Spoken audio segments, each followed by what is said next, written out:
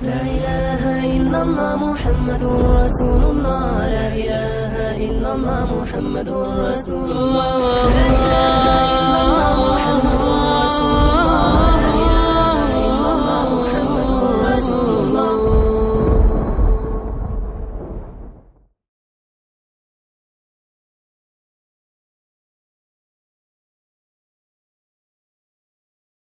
السلام علیکم ورحمۃ اللہ وبرکاتہ.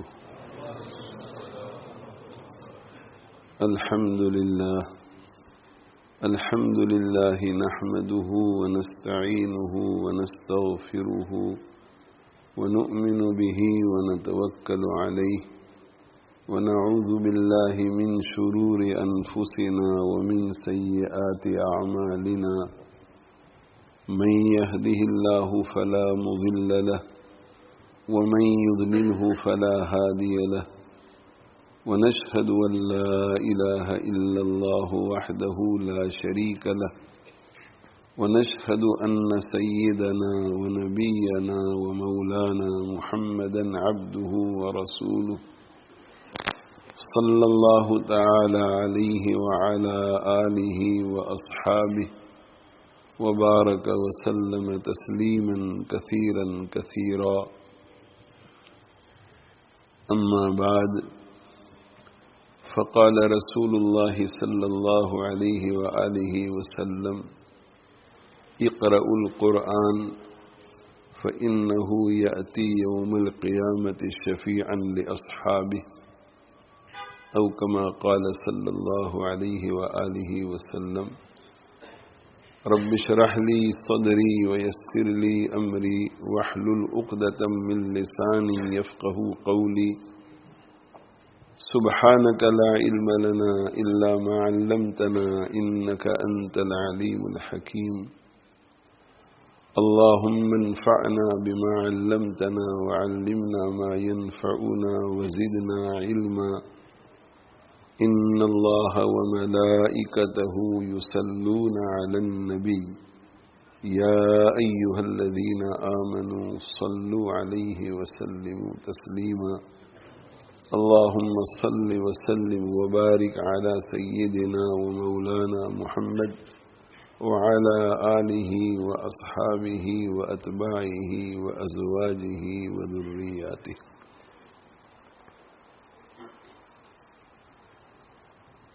اللہ تعالی شانہ کے پیارے رسول صلی اللہ علیہ وآلہ وسلم کا ارشاد گرامی ہے: اقرأوا القرآن.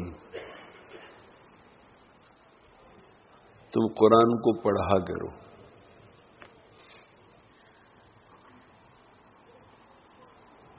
قرآن کو پڑھا کرو.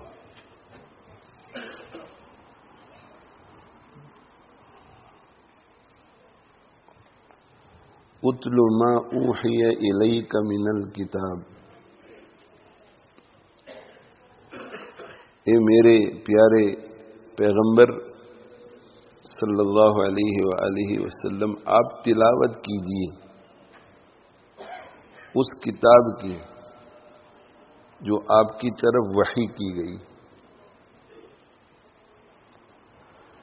تو آپ صلی اللہ علیہ وآلہ وسلم کو بھی قرآن مجید کی تلاوت کا حکم ہو رہا ہے، اور آپ صلی اللہ علیہ وسلم قرآن مجید کی تلاوت کا اپنے امتیوں کو حکم فرماتے ہیں.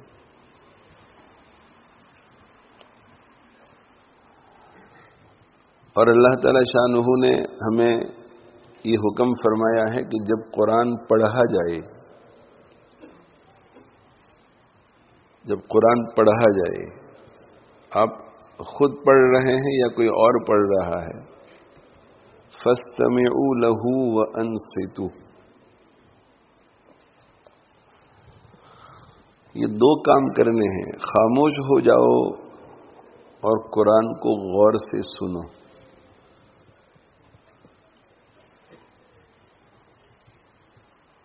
جب قرآن مجید کی تلاوت ہم خود کریں گے تو اس وقت خاموش ہونے کا مطلب یہ ہوگا کہ قرآن کے علاوہ اور دوسری کسی چیز کی اس میں ملاوٹ مت کرو.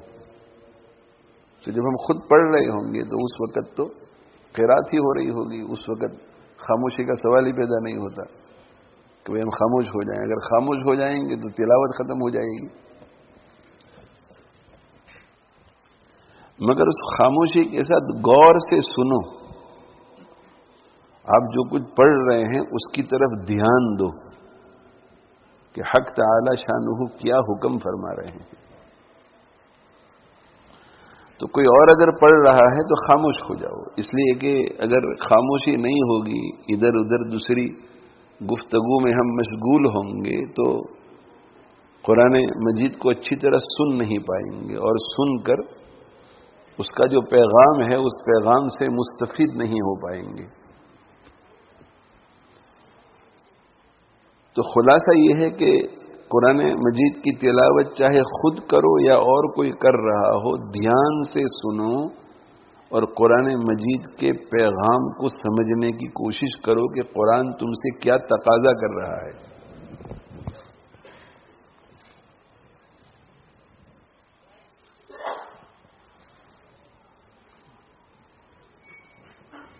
وَإِذَا قُرِئَ الْقُرْآنُ، جب قرآن پڑھا جائے، فَاسْتَمِعُوا لَهُ وَأَنصِتُوا، تو تم خاموش ہو جاؤ اور اس کو غور سے سنو، دھیان سے سنو. اگر آپ قرآن مجید کے معانی جانتے ہیں تو آپ کو بہت نفع ہوگا،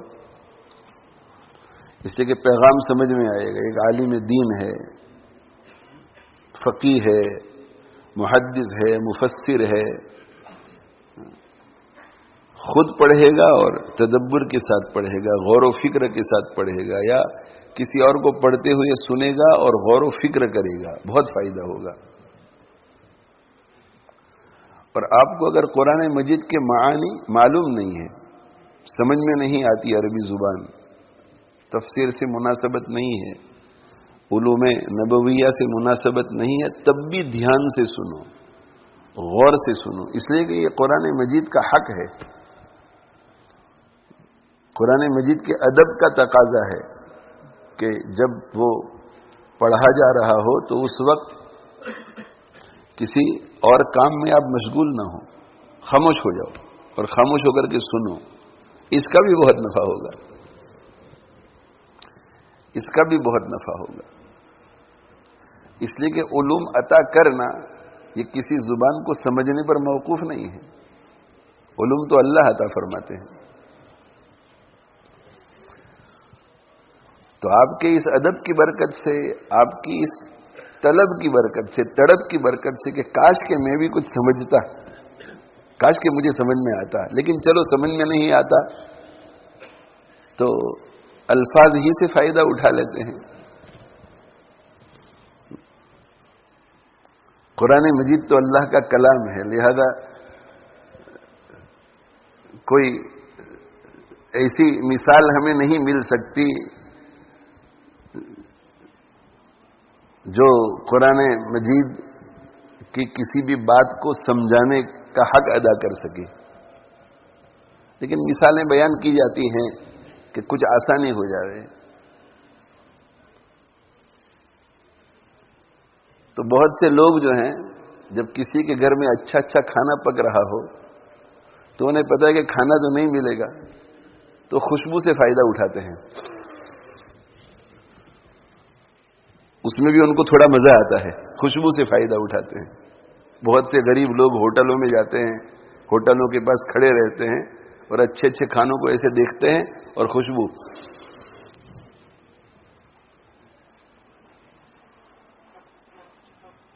تو سمجھ نہیں سکتے، کوئی حرج نہیں، یہ الفاظ جو تمہارے کانوں میں داخل ہو رہے ہیں اسی کا مزہ لے لو، اور کانوں کے دروازوں کو کھول دو، اس لیے کہ کانوں کے دروازوں کے ذریعے یہ دل تک پہنچتا ہے قرآن.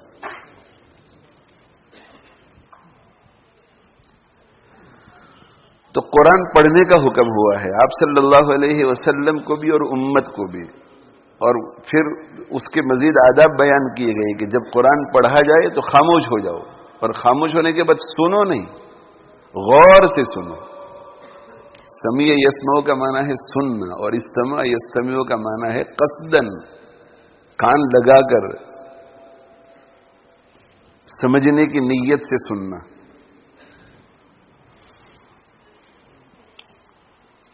اور ظاہر ہے کہ جب کوئی شخص کسی کتاب کو پڑھتا ہے اور دھیان سے پڑھتا ہے، غور و فکر سے پڑھتا ہے، یا سنتا ہے اور دھیان سے سنتا ہے اور اس کے پیغام کو سمجھنے کی کوشش کرتا ہے، تو برائے سمجھنے کے تو نہیں سنتا، اس کا کوئی دوسرا مقصد ہوگا، اور وہ مقصد کیا ہوتا ہے کہ میں اگر پیغام کو سمجھ جاؤں تو اس پر عمل کروں، اس لیے وہ سنتا ہے۔ تو اس کے اندر یہ محذوف ہے بیچ میں، کیا کہ جب پڑھا جائے تمہارے سامنے قرآن، تم پڑھو یا کوئی اور پڑھے تو بہت دھیان سے پڑھو، دھیان سے سنو۔ کیوں؟ اس لیے کہ تمہیں اس پہ عمل کرنا ہے۔ تو جب قرآن پڑھا جائے تو دھیان سے سنو، اس کے میسج کو سمجھو، سمجھنے کے بعد اس پر عمل کرو۔ جب عمل کرو گے تو لعلکم ترحمون، تم پر رحم ہوگا۔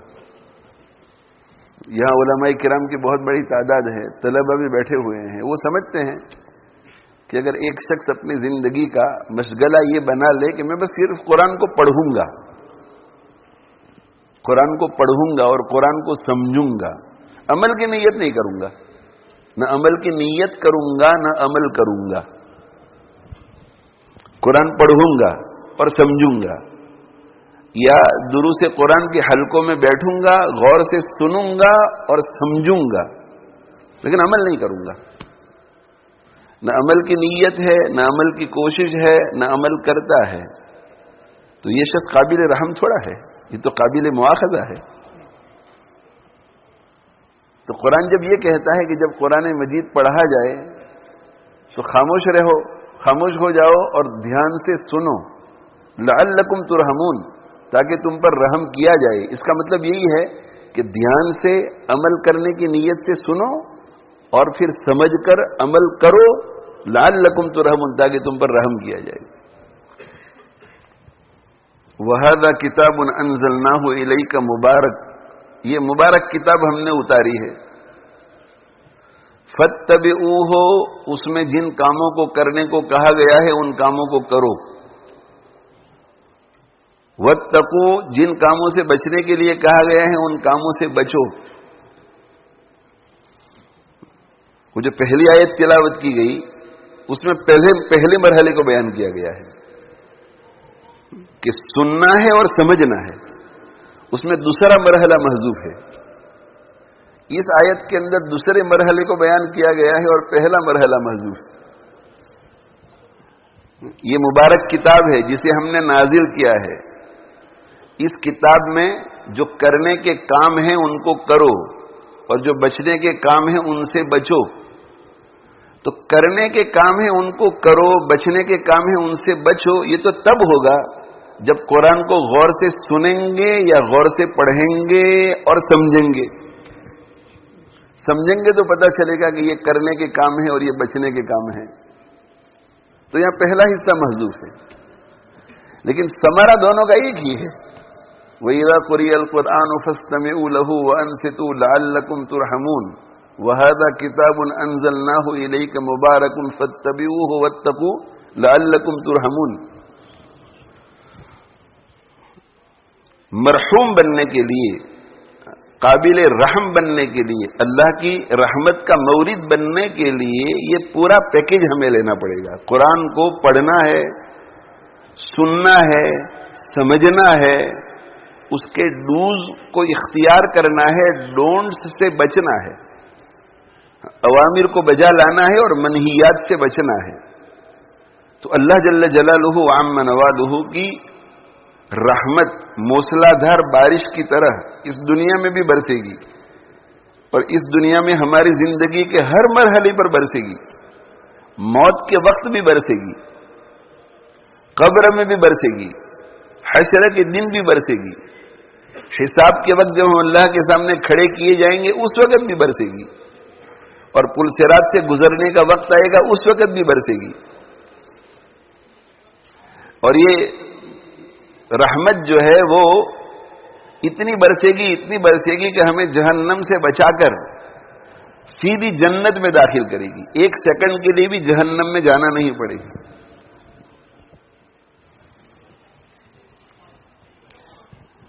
تو نبی صلی اللہ علیہ وسلم ارشاد فرماتے کہ اقرأوا القرآن، قرآن کو پڑھو۔ یہاں پر بھی محذوفات ہیں، کیا قرآن کو پڑھو، سمجھو اور اس پہ عمل کرو۔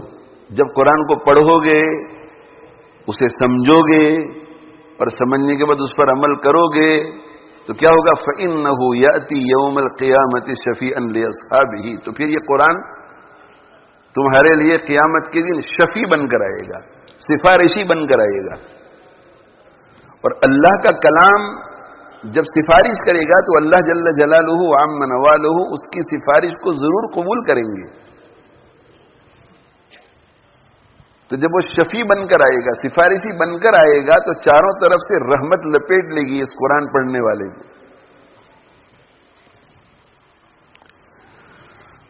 بس یہ کام کرنے ہیں۔ قرآن کو کیا کرنا ہے بھائی؟ پڑھنا ہے۔ جہاں کہیں قرآن مجید کے عنوان پر اس روسیہ کے بیانات آپ سنتے ہیں تو ہو سکتا ہے کہ الگ الگ زاویے سے بیان ہو سکتا ہے کہ مضامین الگ ہو سکتا ہے کہ مواد الگ ہو، مٹیریل الگ ہو، لیکن یہ 3 پوائنٹ ہر بیان میں ہوتے ہیں کہ قرآن کو پڑھنا ہے، قرآن کو سمجھنا ہے اور قرآن پہ عمل کرنا ہے۔ اور اس کی اشاعت کرنی ہے، یہ اس لیے بیان نہیں کرتا عموماً کہ عمل کرنے میں وہ اشاعت آ جاتی ہے۔ یہ عمل کرنا، یہ اشاعت تو اس میں خود بخود آ جاتی ہے۔ تو قرآن کو پڑھنا ہے، ایک کام یہ کرنا ہے۔ اور یہ میں ارادے بھی کرواتا ہوں، تو ارادہ کرو کہ انشاءاللہ قرآن مجید پڑھیں گے، قرآن مجید پڑھیں گے۔ اور قرآن مجید پڑھنے کا جو ایک مختصر نصاب ہے وہ یہ ہے کہ روزانہ صبح کو، کسی بھی وقت صبح کو یاسین شریف کی تلاوت کرو، روزانہ صبح یاسین شریف کی تلاوت کرو۔ اور مغرب کی نماز کے بعد سے لے کر سونے تک میں سورۃ الملک پڑھو، سورہ الف لام میم سجدہ پڑھو اور سورۃ الواقعہ پڑھو۔ اور شروع میں اگر یہ مشکل لگے تو سورۃ الواقعہ رہنے دو اور سورۃ الملک اور سورہ الف لام میم سجدہ پڑھو۔ اور یہ بھی مشکل لگے تو پھر سورہ الف لام میم سجدہ بھی رہنے دو اور سورۃ الملک پڑھو۔ مگر نیت یہ ہونی چاہیے کہ تینوں پڑھوں گا۔ سورۃ الملک پڑھو مگر یہ پڑھتے ہوئے خیال رہے کہ ابھی نصاب ناقص ہے، ابھی کام میں پورا نہیں کر رہا ہوں، مگر مشکل ہے میرے لیے، میں کمزور ہوں، تو چلو سورۃ الملک پڑھ لیتے ہیں۔ اور پھر سورۃ الملک جب گرفت میں آ جائے تو سورہ الف لام میم سجدہ پڑھو، وہ جب گرفت میں آ جائے تو سورہ واقعہ بھی پڑھو۔ سورۃ الملک اور سورہ الف لام میم سجدہ پڑھنے سے آخرت کے سارے مسائل حل ہو جائیں گے، قبر سے جنت تک کے سارے مسائل حل ہو جائیں گے۔ اور سورہ واقعہ پڑھنے سے قبر سے پہلے کے مسائل حل ہوں گے، رزق میں کبھی تنگی نہیں ہوگی۔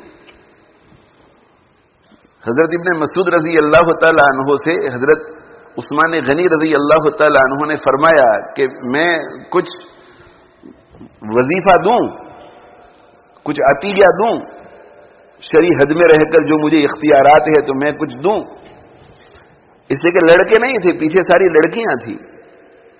تو ابن مسعود رضی اللہ عنہ نے فرمایا کہ نہ، مجھے ضرورت نہیں ہے، کہ تمہارا اگر انتقال ہو جائے، بیمار ہیں تم، تو آخری وقت محسوس ہو رہا ہے تو بچیوں کو کام آئے گا۔ تو ابن مسعود رضی اللہ تعالی عنہ نے مرتے مرتے پیچھے اگر صرف بچیوں کو چھوڑ کے جا رہا ہوتا ہے تو کتنی فکر ہوتی ہے۔ اگر لڑکوں کو چھوڑ کے جا رہا ہے اور لڑکے بھی ہینڈ ٹو ماؤتھ ہو،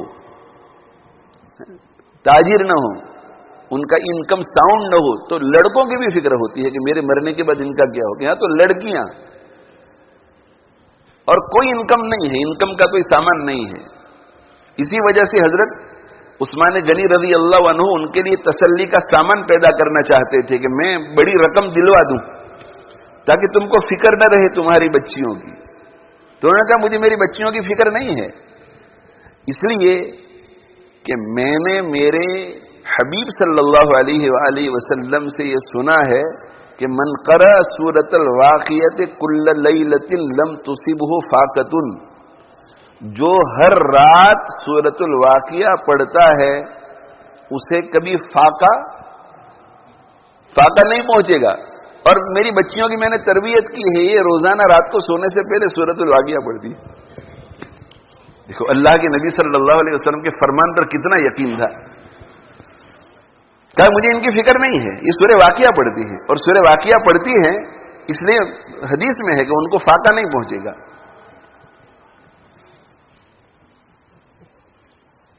تو یہ تینوں صورتیں ہماری اپنی ضرورت کے لیے دنیا کی اور آخرت کی. اور یاسین شریف جو صبح کو پڑھتا ہے تو دنیا بھر کے کتنے ہمارے کام کاج ہوتے ہیں. وکیل صاحب جب گھر سے نکلتے ہیں تو ذہن میں ایسا ہوتا ہے کہ آج فلاں کیس لڑنا ہے، فلاں کیس لڑنا ہے، فلاں فائل تیار کرنی ہے. ڈاکٹر جب سرجری جاتا ہے تو اسے فکر ہوتی ہے کہ پیشنٹس آئیں گے، ان کو دیکھنا ہے، ان کا علاج کرنا ہے. کوئی اسکول جا رہا ہے، ٹیسٹ ہے، ایگزام ہے، کوئی مدرسے جا رہا ہے، سبق سنانا ہے. ہر ایک کی اپنی حاجتیں. روزانہ صبح کو کوئی بھی اٹھتا ہے تو حاجتیں ہوتی ہے.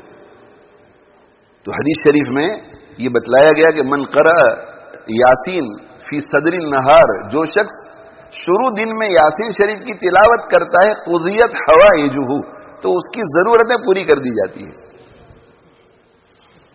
تو روزانہ یاسین شریف پڑھو، صبح یاسین شریف پڑھو، اور رات کو یہ 3 سورتیں پڑھو. اور 3 سورتیں ابھی نہیں پڑھی جاتی تو پہلے سورۃ الملک پڑھو، اس نیت سے کہ آگے جا کر سورۃ الف لام میم سجدہ بھی پڑھنی ہے اور آگے جا کر کے. اور حفاظ کے لیے تو بہت آسان. حفاظ کو چاہیے کہ مغرب کی 2 رکعت سنت میں، مغرب کی 2 رکعت سنت اور 2 رکعت نفل، اور 2 رکعت نفل کے ساتھ اور 2 رکعت ملا کر کے اوابین کر دیں، 6 رکعت بنا لیں. ان 6 رکعتوں کے اندر ان سورتوں کو پڑھ لیں.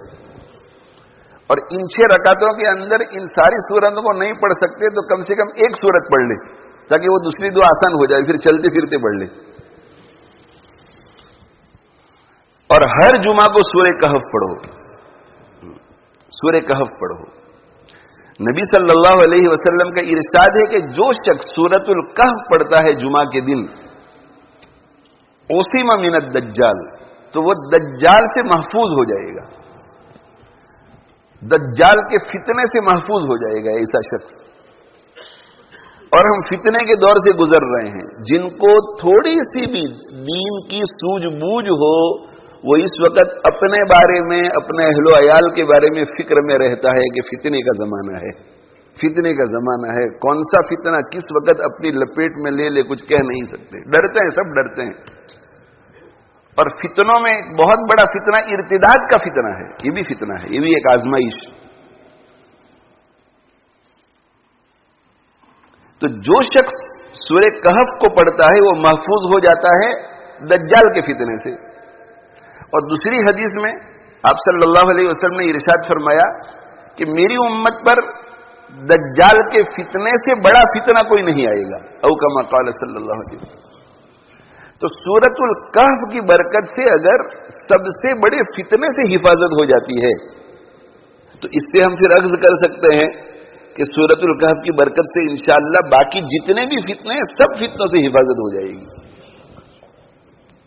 تو دیکھو اس میں جو ہے ہماری دنیا اور آخرت کی بھلائی اس میں بھی ہے. انسان فتنوں سے بچ جاتا ہے تو دنیاوی سکون مل جاتا ہے، فتنوں سے بچ جاتا ہے تو آخرت محفوظ ہو جاتی ہے، دین خطرے میں نہیں رہتا. تو ہر جمعے کو سورۃ الکہف پڑھو. اور اگر سورۃ الکہف مشکل لگے تو یہ نیت کر لو کہ اس جمعے سے 1 رکوع پڑھیں گے انشاءاللہ. 1 رکوع گرفت میں آ جائے تو پھر آگے بڑھاؤ 2 رکوع، وہ بھی گرفت میں آ جائے تو 3 رکوع، وہ بھی گرفت میں آ جائے تو 4 رکوع. ایسا کرتے کرتے کرتے انشاءاللہ 12-15 منٹ میں یہ سورۃ الکہف پوری ہو جائے گی. اللہ تعالی ہمیں توفیق عطا فرمائے. تو ایک تو یومیہ نصاب ہوا، دوسرا ہفتہ واری نصاب، اور تیسرا یومیہ نصاب سورۃ الفاتحہ سے شروع کر کے والناس تک لے جاؤ، جیسے رمضان المبارک میں کرتے ہیں. اور حفاظ جو ہیں وہ روزانہ تین سپارے پڑھیں، 3 سپارے روزانہ 3 سپارے پڑھیں حفاظ. اور غیر حفاظ جو ہیں وہ روزانہ 1 سپارہ پڑھیں. اور ان کاموں کے لیے اوقات اور جگہ مقرر کر لو کہ مغرب کی نماز کے بعد مسجد میں بیٹھ کر سورۃ الملک، سورہ الف لام میم سجدہ اور سورۃ الواقعہ پڑھنی ہے، اور پڑھ کر کے پھر گھر جانا ہے. دیکھو ہوتا ہے کہ نہیں.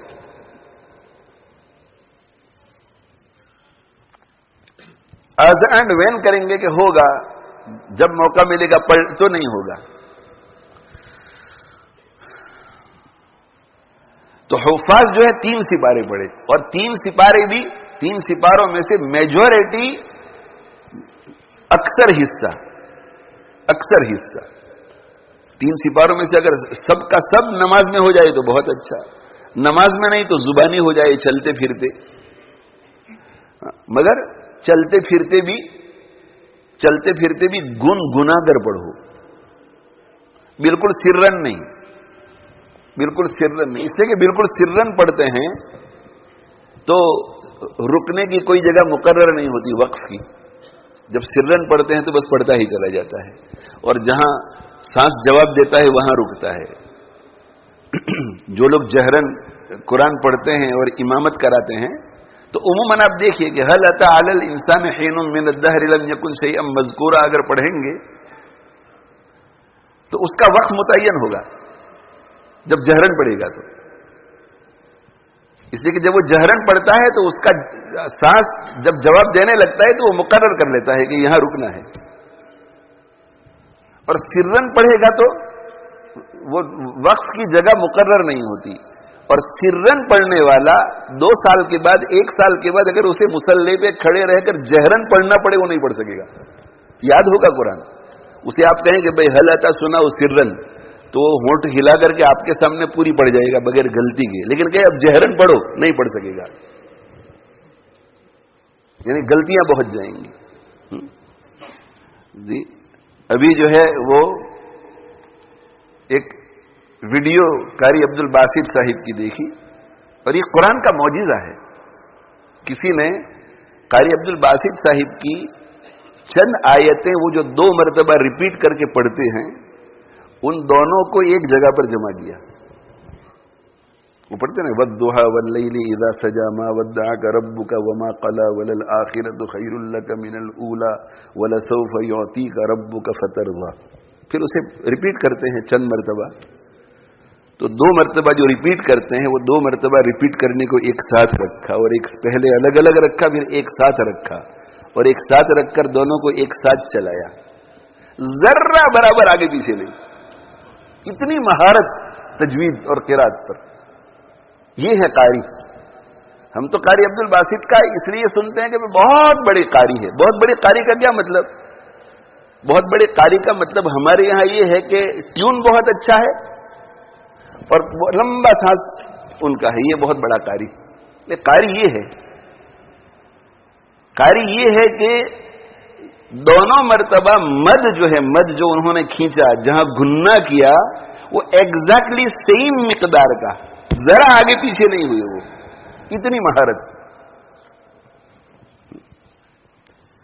تو یہ تجوید جو ہے نا، تجوید اب ہمارے یہاں جو ہے تجوید کے کورسز چلتے ہیں.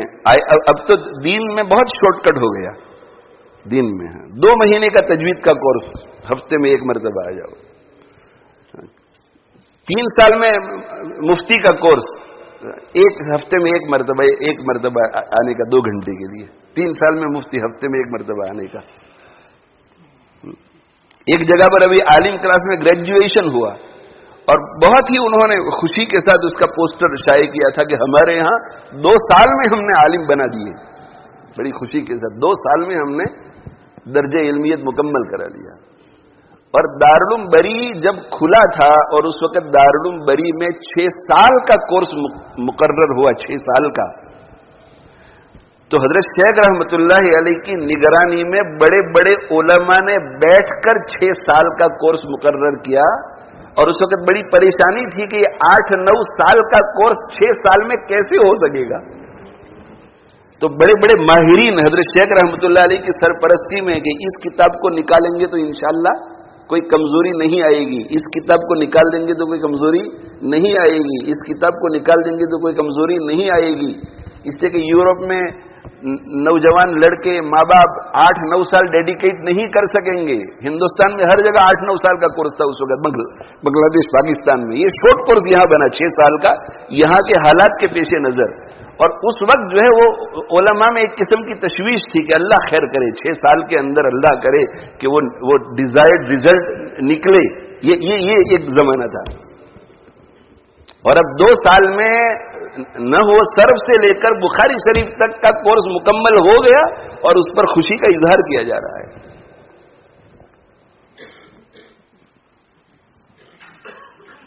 تجوید کا کورس کہیں ہو رہا ہے، فقہ کا کورس ہو رہا ہے، حدیث کا تخصص کسی جگہ ہو رہا ہے.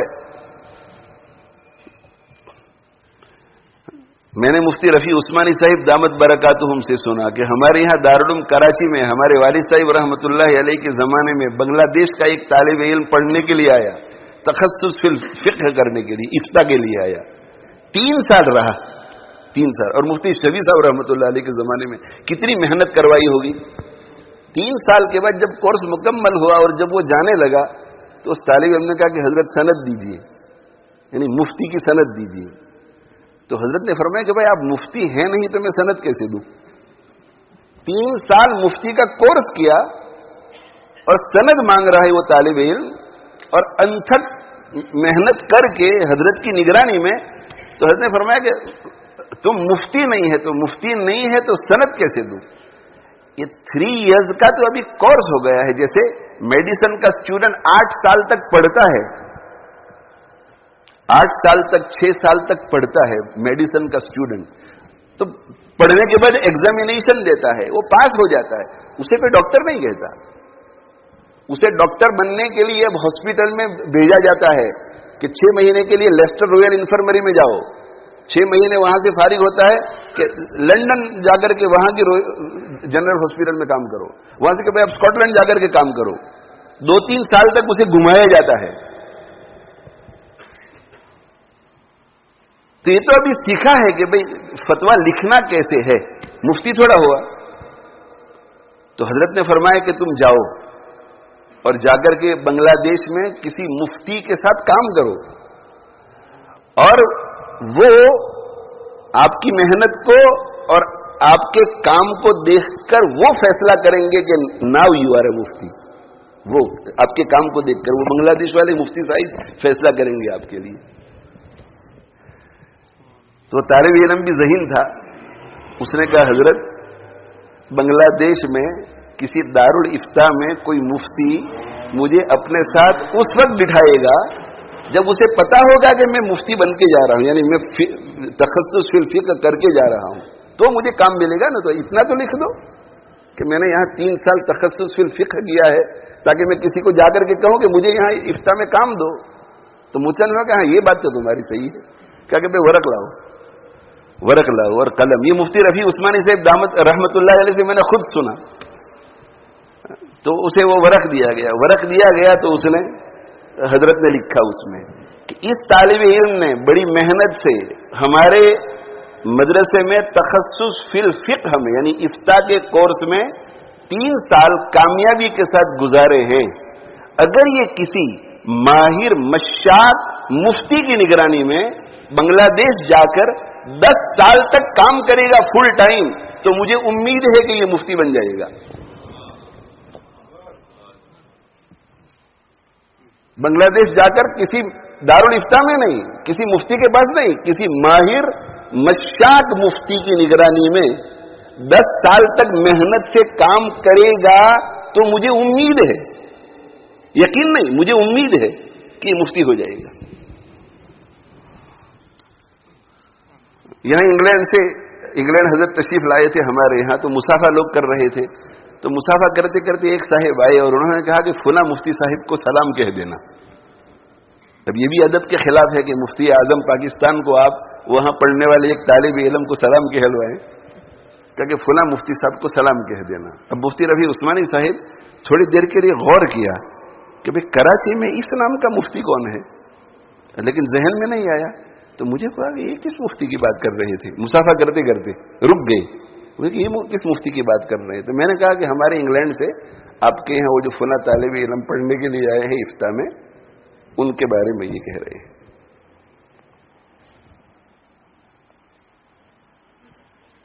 تو وہ ایک ان کا چاہنے والا تھا, ان کا دوست تھا, ان کا فرینڈ تھا.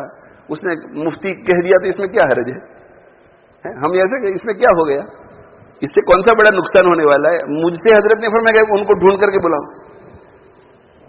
ان کو ڈھونڈ کر کے بلاؤ. جب ان کو ڈھونڈ کر کے لایا گیا تو حضرت نے مسافہ پھر روک دیا اور اس کی طرف متوجہ ہو کر کے کہا کہ وہ مفتی نہیں ہے, وہ مفتی نہیں ہے. اس کو آپ مفتی اس وقت کہنا جب آپ کو پتا چلے کہ ہم نے ان کو مفتی کہنا شروع کیا ہے. جب ہم ان کو مفتی کہنا شروع کر دیں, یعنی وہ پڑھ کر کے آ جائیں, کورس پورا کر کے آ جائیں, تب مفتی ہوں گے, ایسا نہیں. اور میں دیکھتا تھا ان کو, مفتی رفیع عثمانی صاحب کو, کہ ان کے یہاں سے جو تخصص کیے ہوئے طلبہ مولوی ہی کہتے تھے, مولوی فلاں, مفتی نہیں کہتے تھے. حالانکہ ان کو ترغیب بھی دیتے تھے فتاوا لکھنے کی وغیرہ, لیکن مفتی نہیں. تو میں یہ عرض کر رہا تھا کہ آج کل تو بہت شارٹ کٹ, نہ پڑھانے والے خیال کر رہے ہیں, نہ پڑھنے والے خیال کر رہے ہیں. نہ پڑھنے والے نہ پڑھانے والے. تو بہت بڑی ذمہ داری ہے, بہت بڑی ذمہ داری. اللہ اکبر, بہت بڑی ذمہ داری. ایسے بالکل یعنی ایسے فضلہ اگر فارغ ہوں گے کہ جن کے پاس علم بھی نہیں ہے اور فکر آخرت بھی نہیں ہے, تو دین کے ساتھ کیا کریں گے آپ اندازہ لگا سکتے ہیں. ایک تو ہے نا کہ علم اتنا نہیں ہے مگر فکر آخرت ہے. جیسے پرانے علماء کو آپ دیکھتے ہیں تو اچھی استعداد ہوتی ہے, یعنی اچھا خاصا ان کے پاس علم ہوتا ہے, اس کے باوجود بھی ان کو کوئی مسئلہ پوچھتا ہے تو وہ بڑے کی طرف کہتے ہیں کہ فلاں مول صاحب کو جا کر کے پوچھو. یہ فکر آخرت, وہ تربیت, وہ ماحول. خیر, میں عرض کر رہا تھا کہ بھئی تجوید کے ساتھ پڑھنا ہے, قرآن پڑھنا ہے اور تجوید کے ساتھ پڑھنا ہے, اور اس کے لیے محنت کرنی ہے. ہاں, تو یہ ہمارے یہاں قاری صدیق صاحب تشریف لاتے ہیں. قاری صدیق صاحب مدظلہم العالی سانسرودی بڑے مشہور قاری ہیں اور بہترین قاری ہیں. اسی طرح ساؤتھ افریقہ سے قاری ایوب صاحب تشریف لاتے ہیں مدظلہم العالی, بہترین قاری. ان کے استاد کا نام ہے قاری انیس صاحب, قاری انیس صاحب رحمۃ اللہ علیہ, جید قاری, بہت اعلیٰ درجے کے قاری. ان کے استاد کا نام ہے قاری محمد سابق, قاری محمد سابق. اور یہ قاری محمد سابق کے استاد ہیں قاری عبد المالک. یہ قاری عبد المالک اپنے زمانے میں لکھنؤ کے بہت بڑے قاری تھے, بہت بڑے قاری. اور جب انہوں نے تقسیم کے وقت ہندوستان چھوڑ کر پاکستان ہجرت کرنے کا ارادہ کیا تو لکھنؤ اور لکھنؤ کے اطراف کے عوام اور خواص سب نے گھیر لیا انہیں اور اصرار کیا کہ نہیں, آپ یہاں سے نہیں جائیں گے, آپ اتنے بڑے قاری, اتنے نیک آدمی, نہیں, آپ یہاں سے نہیں جائیں گے. تو ان کے تو کتنے شاگرد ہوں گے. تو انہوں نے یہ کہا کہ نہیں, میں تو جا رہا ہوں, میں نے تو ارادہ کر لیا ہجرت کرنے کا. میرے یہاں سے چلے جانے کے بعد میں تم میں سے کسی کو بھی یاد آؤں اور تمہارا دل کرے کہ مجھے دیکھے یا مجھ سے فائدہ اٹھائے تو میرے شاگرد محمد سابق کو دیکھ لینا اور اس کے پاس جا کر اس سے فائدہ اٹھانا. اس سے کہ اس کو دیکھنا مجھے دیکھنے جیسا ہے اور اس سے فائدہ اٹھانا مجھ سے فائدہ اٹھانے جیسا ہے. قاری عبد المالک کے شاگرد قاری محمد سابق, اور یہ قاری محمد سابق کے شاگرد قاری انیس, اور قاری انیس کو حضرت مولانا عبداللہ کاپودروی صاحب رحمۃ اللہ علیہ ڈھونڈ کر لے آئے تھے فلاح دارین میں, اور پھر فلاح دارین میں قرات کا ایک چرچا ہوا اور ایسے بڑے بڑے شاگرد پیدا ہوئے قاری انیس صاحب کے, اور پھر شاگردوں کے شاگرد ایسے بڑے بڑے پیدا ہوئے ماشاءاللہ کہ پوری دنیا میں آج قاری انیس صاحب رحمۃ اللہ علیہ کا سلسلہ قرات میں چل رہا ہے. یہ قاری محمد سابق صاحب نے کتنی محنت کی تھی کہ جن پر اپنے استاد کا اتنا زیادہ اعتماد تھا, صرف حفظ پڑھنے میں، وہ تو 7 اشارہ مکمل کیا تھا، لیکن صرف حفظ کتنے سال لگائے حفظ پڑھنے میں؟ حفظ پڑھنے میں 15 سال لگائے۔ قاری محمد سابق صاحب نے اپنے استاد قاری عبد المالک سے 15 سال محنت کر کے صرف حفظ کی قرات کا علم حاصل کیا، لیکن پیچھے نہیں ہٹے وہ۔ یہ تو محبت چاہیے قرآن کے ساتھ۔ تو میری درخواست یہ ہے کہ بس تلاوت کرو بھائی، پڑھو گے کہ نہیں؟ قرآن پڑھنا ہے، اور قرآن پڑھنا ہے، اور اگر تجوید وغیرہ صحیح نہیں ہے تو قرآن مجید جو ہے وہ صحیح کرو۔ ہاں، کسی حافظ کو، کسی قاری کو پکڑ لو۔ مساجد کے ذمہ دار حضرات اگر یہاں بیٹھے ہوئے ہیں تو ان کی خدمت میں گزارش ہے کہ ہفتے میں 1 مرتبہ کسی اچھے قاری کو، کسی اچھے حافظ کو جو تجوید کے ساتھ قرآن پڑھتا ہے مقرر کرو، تاکہ موٹی موٹی باتیں آ جائے، لہنے جلی سے تو کم سے کم تلاوت کرنے والے بچ جائیں۔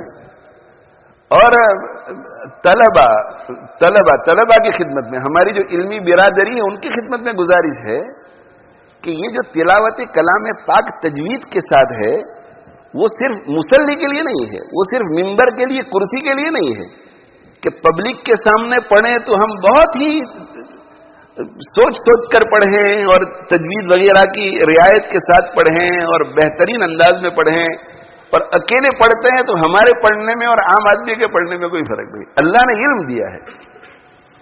حضرت تھانوی رحمۃ اللہ علیہ جب مکہ مکرمہ حاجی امداد اللہ مہاجر مکی رحمۃ اللہ علیہ کی خدمت میں پہنچے تو اپنی اصلاح نفس کی فکر کے ساتھ ساتھ قرآن مجید میں بھی محنت کی فکر انہوں نے کی، اس سے کہ وہاں مدرسہ سہولتیہ میں ایک بہت بڑے قاری رہتے تھے،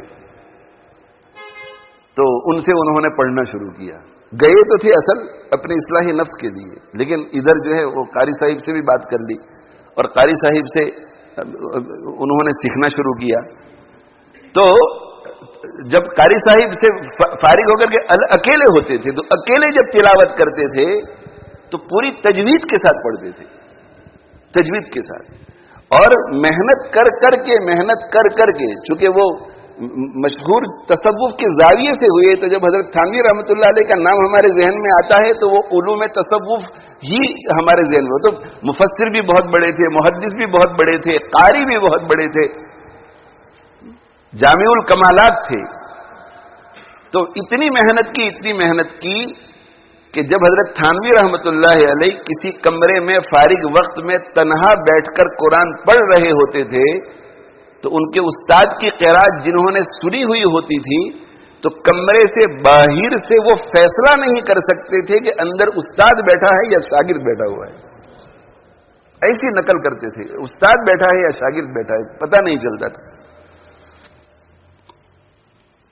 تو بھائی ہمارے طلباء کو چاہیے کہ یہاں جو بیٹھ کر کے بہترین انداز میں آپ نے قرآن پڑھا، اسی طرح اکیلے بھی پڑھو، کوئی حرج نہیں، 3 سپاروں کی جگہ پہ 2 سپارے پڑھو، مگر تجوید کے ساتھ پڑھو، اللہ تعالیٰ کو پسند آ جائے ایسا پڑھو، اللہ کو پسند آ جائے ایسا پڑھو۔ زین القرآن باصواتکم، قرآن کو مزین کرو اپنی آوازوں سے، تو تجوید بھی ہو، اللہ نے حسن صوت دیا ہے تو حسن صوت کو بھی استعمال کرو۔ تو قرآن مجید پڑھنا ہے بھائی، سب کو پڑھنا ہے، ہم انشاءاللہ سب پڑھیں گے، ہاں، اور پھر وقت میں برکت ہوتی ہے، وقت میں برکت ہوتی ہے۔ یہ جو ہم سنتے ہیں نا کہ ایک دن میں پورا قرآن پڑھ لیتے تھے، تو ایک دن میں پورا قرآن پڑھ لیتے تھے تو اس کا مطلب یہ نہیں کہ وہ تیز پڑھ جاتے تھے، نہیں، انہوں نے شروع کیا ہوگا 1 سپارے سے، پھر 2 سپارے، پھر 3 سپارے، وقت میں برکت ہوتی گئی، وقت میں برکت ہوتی گئی، وقت میں برکت ہوتی گئی، وقت میں برکت ہوتی گئی، تو بڑے اطمینان سے ٹھہر کے پڑھتے تھے، مگر ماشاءاللہ وہ پورا قرآن جو ہے وہ دن میں ختم ہو جاتا تھا، اس لیے کہ وہ جانتے تھے کہ کوالٹی کے بغیر پورے قرآن کو ختم کرنے سے بہتر یہ ہے کہ کوالٹی کے ساتھ 10 سپارے پڑھیں، کوالٹی کے ساتھ 2 سپارے پڑھیں۔ کوانٹٹی بھی ہوتی تھی اور کوالٹی بھی ہوتی تھی، برکت، قرآن مجید کی برکت۔ تو اس لیے قرآن مجید کو بھائی پڑھنا ہے، ہمیں انشاءاللہ پڑھیں گے کہ نہیں۔ قاری رحیم بخش صاحب رحمہ اللہ تعالی، یہ قاری فتح محمد پانی پتی رحمۃ اللہ علیہ کے اجل شاگرد اور خیر المدارس ملتان میں انہوں نے پڑھایا ہے۔ حضرت شیخ رحمۃ اللہ علیہ، حضرت شیخ مولانا زکریا صاحب رحمۃ اللہ علیہ کے خلیفہ تھے، یہ قاری رحیم بخش صاحب رحمۃ اللہ علیہ بہت مشغول رہتے تھے، پورے پاکستان سے لوگ ان کے پاس قرات پڑھنے کے لیے آتے تھے، اس سے کہ شیخ القرہ تھے، شیخ القرہ، اور بڑے اللہ والے، یعنی قاری بھی تھے اور بڑے اللہ والے بھی تھے، عجیب عجیب واقعات تھے ان کے. تو یہ قاری رحیم بخش صاحب رحمۃ اللہ علیہ کے پاس پڑھنے کے لیے آتے تھے. تو مدرسے کے اوقات میں تو پڑھاتے ہی تھے، مگر فارغ وقت میں بھی لوگ آتے تھے تو کہ بھائی چلو مغرب کے بعد آپ کو پڑھاؤں گا، دوسرا کوئی بھائی عشاء کے بعد تم کو پڑھاؤں گا، تہجد کی نماز سے فارغ ہونے کے بعد تم کو پڑھاؤں گا. اور ہمارے بزرگوں نے تو اس طرح پڑھایا کہ جب بالکل وقت نہیں ہوتا تھا اور طالب علم پیچھے لگ جاتا تھا تو پھر استاد یہ کہتے تھے کہ دیکھو بھائی اب تو ایک ہی وقت میرے پاس باقی رہ گیا ہے، جب نماز کے لیے مسجد میں جاتا ہوں اور نماز سے واپس آتا ہوں، یہ وقت تم لے لو، یہاں پہنچ جاؤ، جب میں گھر سے نکلوں تو پڑھنا شروع کرو، پڑھتے پڑھتے مسجد تک آؤ.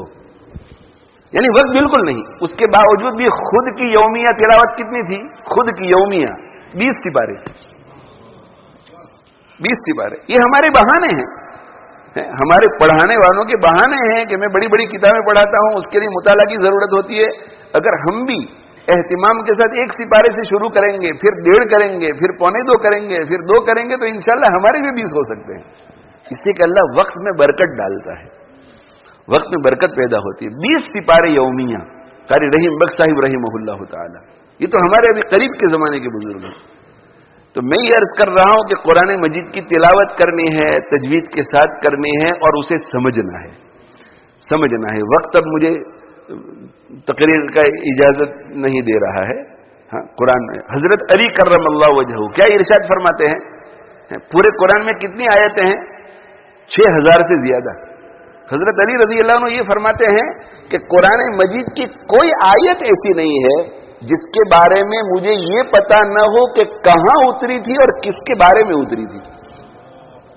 حالانکہ یہ کوئی ضروری نہیں ہے کہ بھائی مکے میں اتری تھی، مدینے میں اتری تھی، ٹھیک ہے ناسخ منسوخ کی وجہ سے تفسیر میں، لیکن کوئی اتنا ضروری نہیں ہے کہ اور کس کے بارے میں اتری تھی.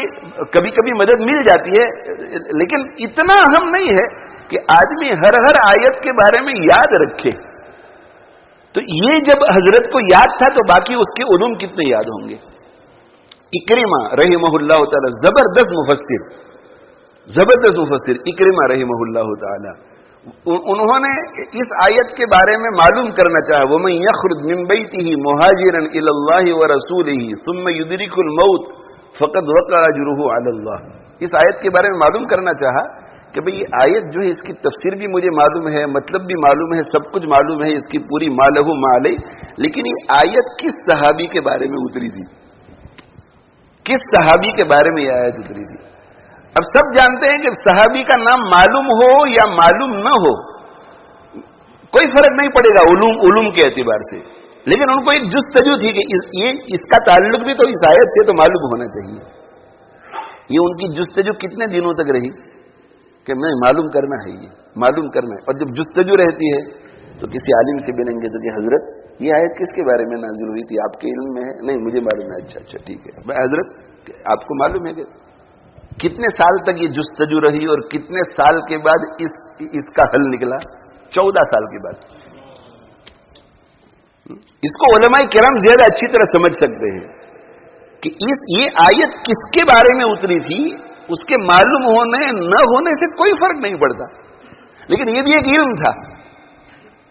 تو اس کے بارے میں اگر اتنی جستجو تھی تو قرآن مجید میں کی آیت میں اگر کوئی لغوی بات ہو اس کے بارے میں کتنی انہوں نے محنت کی ہوگی، کوشش کی ہوگی. کوئی اشکال پیدا ہوا ہوگا اس کے بارے میں کتنی کوشش کی ہوگی.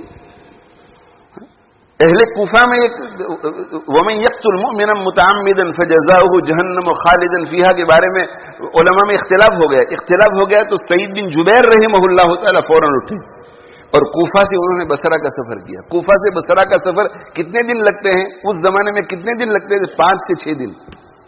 5 سے 6 دن کوفہ سے بصرہ تک کا سفر کیا کہ کوفہ میں تو علماء کا اختلاف ہو گیا ہے.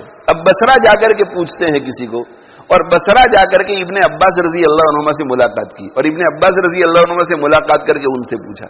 یہ حالت تھی. امام مسروق رحمہ اللہ تعالی ارشاد فرماتے ہیں کہ کانا عبداللہ یقرأ علینا سورۃ. ابن مسعود رضی اللہ عنہ کبھی کبھی مجلس میں ہمارے سامنے ایک سورت کی تلاوت کرتے تھے. وَيُحَدِّثُنَا فِيهَا عَامَّةَ النَّهَارِ، اور پھر اس سورت پر تقریر کرتے تھے پورا دن اس سورت کو. اب یہ سورت بڑی بھی ہو سکتی ہے، چھوٹی بھی ہو سکتی ہے. یہ تفسیر کا حضرت عمر رضی اللہ تعالیٰ عنہ نے سورت البقرہ کو یاد کیا تقریباً 20 سال یا 22 سال میں. کیوں؟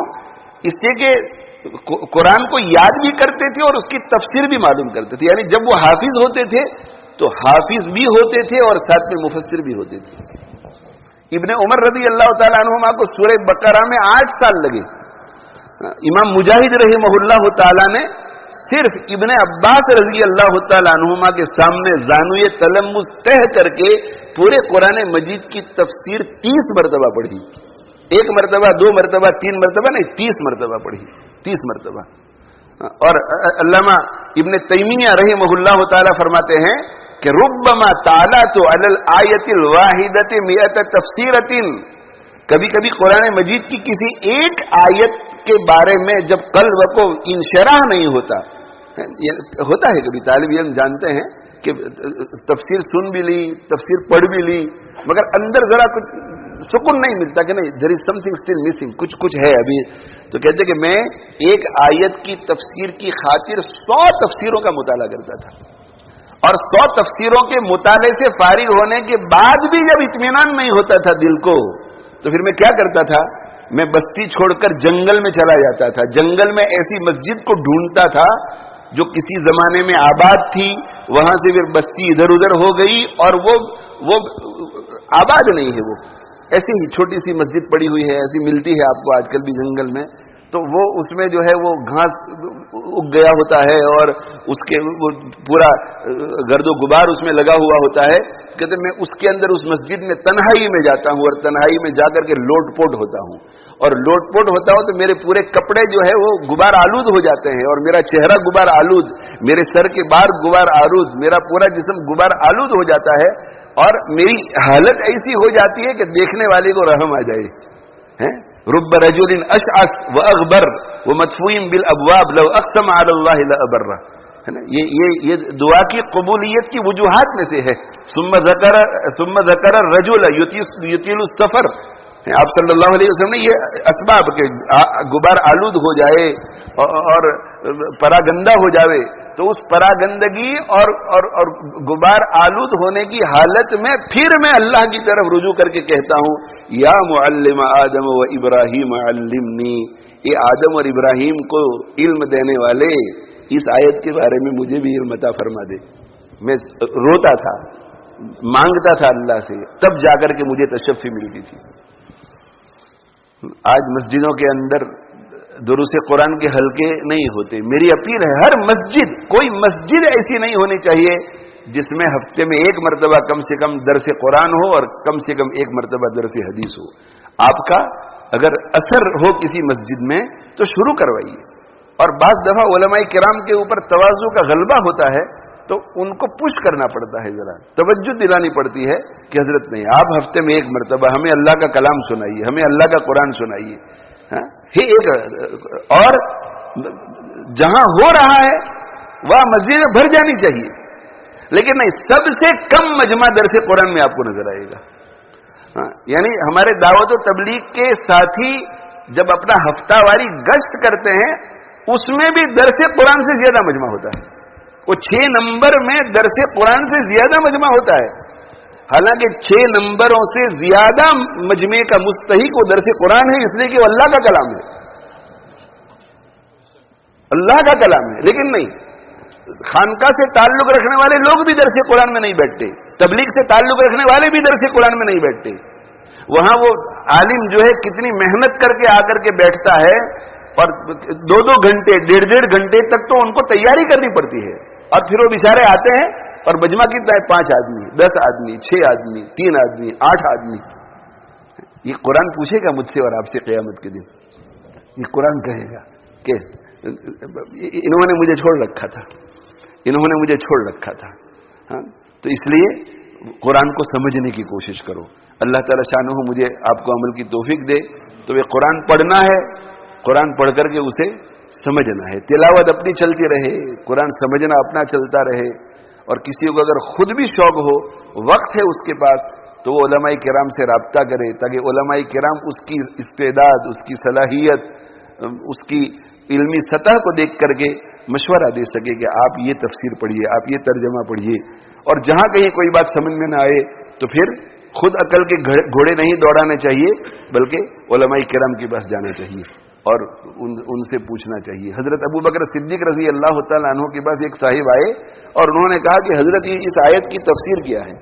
تو حضرت صدیق اکبر رضی اللہ عنہ نے ایسے دیکھا, غور کیا, اور غور کیا تو ان کے ذہن میں بات نہیں آئی. ہو سکتا ہے ایسا, علم تو اللہ کی دین ہے, اللہ جب چاہتے ہیں دے دیتے ہیں, جب چاہتے ہیں اٹھا لیتے ہیں. اور ایسے حالات اللہ پیدا کرتے ہیں تاکہ ہمیں پتہ چلے کہ صدیق جیسا آدمی کیا کرتا ہے ایسے موقع پر. صدیق جیسا آدمی, تو حضرت صدیق اکبر رضی اللہ تعالیٰ عنہ تو عربی فصاحت, بلاغت, علم, نحو, لغت, ہر اعتبار سے پورا ان کو تو اس کا علم تھا, اور تفسیر کرنے کی پوری ان میں صلاحیت تھی. لیکن انہوں نے غور کیا, اور غور کر کے کوئی بات اس وقت ذہن میں نہیں آئی. تو انہوں نے سوچا کہ بھئی حضرت صلی اللہ علیہ وسلم سے جو تفسیر اس کی سنی تھی, حاصل کی تھی, وہ تو ذہن میں ہے نہیں. اب اگر میں اس کی تفسیر بیان کرتا ہوں تو وہ میرا اپینین ہوگا, اور اپنے اپینین سے بیان کرنا, اپنی رائے سے اللہ کے کلام کی تشریح کرنا, اللہ کے نبی صلی اللہ علیہ وسلم کے کلام کی تشریح کرنا, یہ صحیح نہیں ہے. حدیث شریف میں ابو داؤد شریف کی روایت ہے کہ آپ صلی اللہ علیہ وسلم نے ارشاد فرمایا کہ من قال فی القرآن برأیہ, جو شخص اپنے اپینین سے, اپنی عقل سے قرآن مجید کی کسی آیت کی تفسیر کرے, اور فاصاب, حسن اتفاق تھا, کوئنسیڈنس تھا کہ وہ تفسیر صحیح نکلی. کسی سے پوچھا کہ بھائی اس آیت کے بارے میں نے غور کیا تو مجھے یہ سمجھ میں آیا, تو عالم نے کہا کہ بالکل آپ صحیح سمجھے ہیں, مگر اس کے پاس تفسیر کرنے کی اتھارٹی نہیں تھی, اجازت نہیں تھی. تو جو شخص قرآن کی تفسیر کرے اپنی رائے سے اور وہ تفسیر صحیح نکلے, تو آپ صلی اللہ علیہ وسلم نے فرمایا کہ فقد اخطأ, اس نے غلطی کی ہے, اور قیامت کے دن اس کو پوچھ ہوگی کہ جس چیز کی اتھارٹی تمہارے پاس نہیں تھی وہ کام تم نے کیوں کیا تھا. ایک ڈاکٹر نہیں ہے, اس کے پاس کسی جگہ کی سند نہیں ہے کسی یونیورسٹی کی, اور وہ بیٹھ جائے اور صبح سے شام تک پرسکرپشن لکھے, اور ہر پرسکرپشن رائٹ ہو, ہر پرسکرپشن صحیح ہو, اور 3 مہینے 6 مہینے 10 مہینے تک وہ کام کرتا رہے اور ہر پرسکرپشن صحیح, ہر پرسکرپشن صحیح, اور پھر کوئی رپورٹ کر دے اتھارٹی کو رپورٹ کرے تو اتھارٹی کیا کرے گی بھائی؟ اسے صحیح ڈاکٹر قرار دے گی یا مجرم قرار دے گی؟ مجرم قرار دے گی. وہ اگر کہے کہ میرے 1000 پرسکرپشن صحیح ہے تو وہ کہیں گے کہ یہ پرسکرپشن تو صحیح ہے مگر تمہارا یہاں بیٹھنا صحیح نہیں ہے. پرسکرپشن صحیح ہے, تمہارا یہاں بیٹھنا صحیح نہیں ہے. یہ تو اللہ کا فضل ہوا کہ کوئی مرا نہیں, ہو سکتا ہے کہ آگے جا کر کوئی مر جاوے. تو اسی طرح یہ اللہ کا فضل ہوا کہ تم نے غلط تفسیر نہیں کی, ہو سکتا ہے کہ آگے غلط تفسیر کریں. تو حضرت ابو بکر صدیق رضی اللہ تعالیٰ عنہ کو پوچھا کہ حضرت اس کی تفسیر کیا ہے, تو کیا جواب میں ارشاد فرمایا, ایو سماء تذلنی و ایو ارض تقلنی اذا انا قلت فی کتاب اللہ ما لا اعلم. یہ صدیق ہے, ایو سماء تذلنی, کون سا آسمان مجھے سایہ دے گا, وہی اور دن تو کلونی, کون سی زمین میرا بوجھ اٹھائے گی, یعنی کون سی نیچے سے بھی عذاب آ سکتا ہے, زمین پھٹ سکتی ہے اور میں دفن ہو سکتا ہوں, آسمان سے پتھر برس سکتے ہیں, تو کون سا آسمان کون سی زمین مجھے امن دے سکے گی اگر میں قرآن کے بارے میں ایسی کوئی بات کر دوں جو مجھے معلوم نہیں ہے, اپنی رائے سے میں بات کروں. اس لیے اپنی رائے سے نہیں, وہ پوچھنا چاہیے. جو مسجد کے اندر جو دروس قرآن کے حلقے ہوتے ہیں اس میں علماء اپنی طرف سے بیان نہیں کرتے, وہ ادھر ادھر جاتے ہیں, اس تفسیر کے پاس جاتے ہیں, اس تفسیر کے پاس جاتے ہیں, اس تفسیر کے پاس جاتے ہیں, وہاں سے لے کر انہوں نے جو تفسیر کی ہے وہ ہمارے سامنے بیان کرتے ہیں. تو عرض یہ کر رہا ہوں کہ قرآن کو پڑھنا ہے. کیا کرنا ہے بھائی؟ بولو, زور سے بولو بھائی. قرآن پڑھنا ہے. پھر اس کے بعد کیا کرنا ہے؟ اس کو سمجھنا ہے. قرآن پڑھنا ہے, تجوید بھی درست کرو اور اسے سمجھنا ہے, اور سمجھنے کے ساتھ ساتھ کیا کرنا ہے؟ اس پر پھر عمل کرنا ہے, عمل کی نیت سے کرنا ہے. اگر یہ ہم کر لیں گے تو لعلکم ترحمون, اللہ تعالیٰ رحم فرمائیں گے, اور رحم فرمائیں گے تو رحم کی ایک شکل کیا ہوگی؟ क़यामत के दिन कुरान हमारे लिए शफी बनकर आएगा, सिफारिशी बनकर आएगा। और जब वो सिफारिशी बनकर आएगा तो अल्लाह ताला उसकी सिफारिश को रद्द नहीं फरमाए। कुरान सिफारिशी बनकर आए, इसका मतलब है कि अल्लाह इस सिफारिश को कबूल करने वाले हैं, तभी वो सिफारिशी बनकर के आएगा। अल्लाह ताला शानहू मुझे आपको अमल की तौफीक अता फरमावे। ये जो है कुरान के इस किस्म के जो जलसे होते हैं पूरे मुल्क में, पूरी दुनिया में होते रहते हैं, ये बहुत बड़ी बात है, ये मौजिज़ा है। क्यों इस्लाम न हो मुमताज़ दुनिया भर के दीनों में, वहाँ मजहब किताबों में, यहाँ कुरान सीनों में। मुसलमानों न घबराओ खुदा की शान बाकी है, अभी इस्लाम जिंदा है, अभी कुरान बाकी है। ऐसी ऐसी चीज़ें होती हैं। पिछले दिनों हमारे फादिल हैं मौलाना उबैदुल्ला साहिब, और मेरे ख्याल में वो तीसरे बैच में फारिग हुए होंगे या चौथे बैच में। मौलाना उबैदुल्ला साहिब हमारे तो तीसरे बैच में वो फारिग हुए। तो हमारे यहाँ तो 23 साल से बच्चे फारिग हो रहे हैं, यानी 20 साल हो गए, 20 साल से वो फारिग। हिफ्ज किया, हिफ्ज करने के बाद दर्जे इल्मियत में बैठे, दर्जे इल्मियत में बैठकर 6 साल उन्होंने दर्जे इल्मियत मुकम्मल किया। इल्मियत मुकम्मल करने के बाद 20 साल से वो इमामत करा रहे हैं, और बहुत मेहनत के साथ। उसकी शादी हुई, छोटे छोटे बच्चे, उनको बड़ा किया, अभी भी बच्चे छोटे हैं, और फिर पूरी मस्जिद में 5 वक्त की नमाजें पढ़ाते हैं, अकेले इमाम हैं, और वहां के पूरे मकतब का निजाम संभालते हैं। ऐसे आदमी के लिए कुरान के लिए इतना वक्त मिल सकता है कि वो इस वक्त 20 साल फरागत के 20 साल के बाद ये इरादा करे कि हमारे मदरसे में हमारे शागिर्द सब एक एक मजलिस में कुरान सुनाते हैं। मैंने भी आज तक नहीं सुनाया है, मुझे भी सुनाना है। और माशाअल्लाह मौलाना उबैदुल्ला साहब ने इस साल एक मजलिस में कुरान सुना दिया। अभी इंशाअल्लाह उनका भी, मैंने कहा अगर आपका खत्म वहां होगा, हाँ वहां खत्म होगा। ये औरतों के अंदर भी कभी कभी, औरतों में असल में यहाँ पर तो उन्हीं से कुरान खत्म कराते हैं जो यहाँ पढ़ते हैं। औरतों में कभी कभी ऐसी औरतों को ले आते हैं कि बच्चों के साथ 6 महीने में कुरान खत्म किया, घरेलू कामकाज के साथ एक साल में कुरान खत्म किया, ताकि लोगों में शौक पैदा हो। और वाकई शौक पैदा हुआ। उसके बाद बहुत सारी औरतें माशाअल्लाह हाफिजा हुई। तो मैंने कहा मौलाना उबैदुल्ला साहब को कि आपकी तो चाहत नहीं होगी, मगर हमारी चाहत है। आपको देख करके दूसरे आपकी तरफ 20-20 साल से जो दीन की खिदमत में लगे हुए हैं, और अब तक उन्होंने एक मजलिस में कुरान नहीं सुना है, उनको भी जज्बा पैदा होगा, और वो कुरान की मौजिज़ा है। अभी कनाडा हम गए थे, तो कनाडा में उनके यहाँ 14 या 12 बच्चे हाफिज हुए, हाफिज 14 हुए, उनमें से 11 ने एक मजलिस में कुरान सुनाया। पूरे साल में 11 बच्चे हाफिज हुए, उनमें से 14 फारिग हुए, उनमें से 11 ने एक मजलिस में पूरा कुरान सुनाया, और वो बाकी 3 है वो तैयारी कर रहे हैं इसके लिए। ये 11 में से 2 तालिब इल्मों की कुछ मामूली गलतियां गई, और 9 ऐसे थे जिनकी एक गलती नहीं गई। कनाडा के अंदर, कनाडा का माहौल हमारे यहाँ जितना मजबूत नहीं है, अल्हम्दुलिल्लाह वहां भी मेहनतें हो रही है। कनाडा जैसे माहौल में, टोरंटो के अंदर 11 बच्चों ने एक मजलिस में कुरान सुनाया, उसमें से 9 बच्चे ऐसे जिनकी गलतियां नहीं गई, और वो जो 2 जिनकी गलतियां गई वो भी बिल्कुल मामूली है। तो ये मौजिज़ा है, ये मौजिज़ा। हमारे दिल इससे, हमारा ईमान इससे ताज़ा होता है। तो अल्लाह ने जब ऐसा हमें मजहब दिया है, ऐसा हमें दीन दिया है, तो हमें क्या करना चाहिए भाई? इसकी कदर करनी चाहिए, अपने आप को जोड़ना चाहिए। तो कुरान से कनेक्ट हो जाओ, अहलुल कुरान में से हो जाओ। जो अहलुल कुरान में से हो जाता है वो अहलुल्लाह में से हो जाता है। और अहलुल कुरान होने का तरीका क्या है? कुरान को खूब पढ़ो। कुरान को क्या करो भाई? खूब पढ़ो, और उसे समझने की कोशिश करो। ये दुरुस्त के हल्के जहां कहीं भी है जाओ, और आपकी बस्ती में नहीं तो जहां करीब से करीब आप जा सको जाओ, और उसको मखसूस कर लो कि भाई ये वक्त जो है मेरा कुरान समझने के लिए है, और कुरान को समझने के साथ फिर अमल करो। जितना इल्म आपके पास ऑलरेडी है अमल करो। इंशाअल्लाह अगर हमने ऐसा किया तो आखिरत की कामयाबी तो होगी, दुनिया में अल्लाह आखिरत कामयाबी देगा, और इंशाअल्लाह फिर अला कलिमतुल्लाह होगा।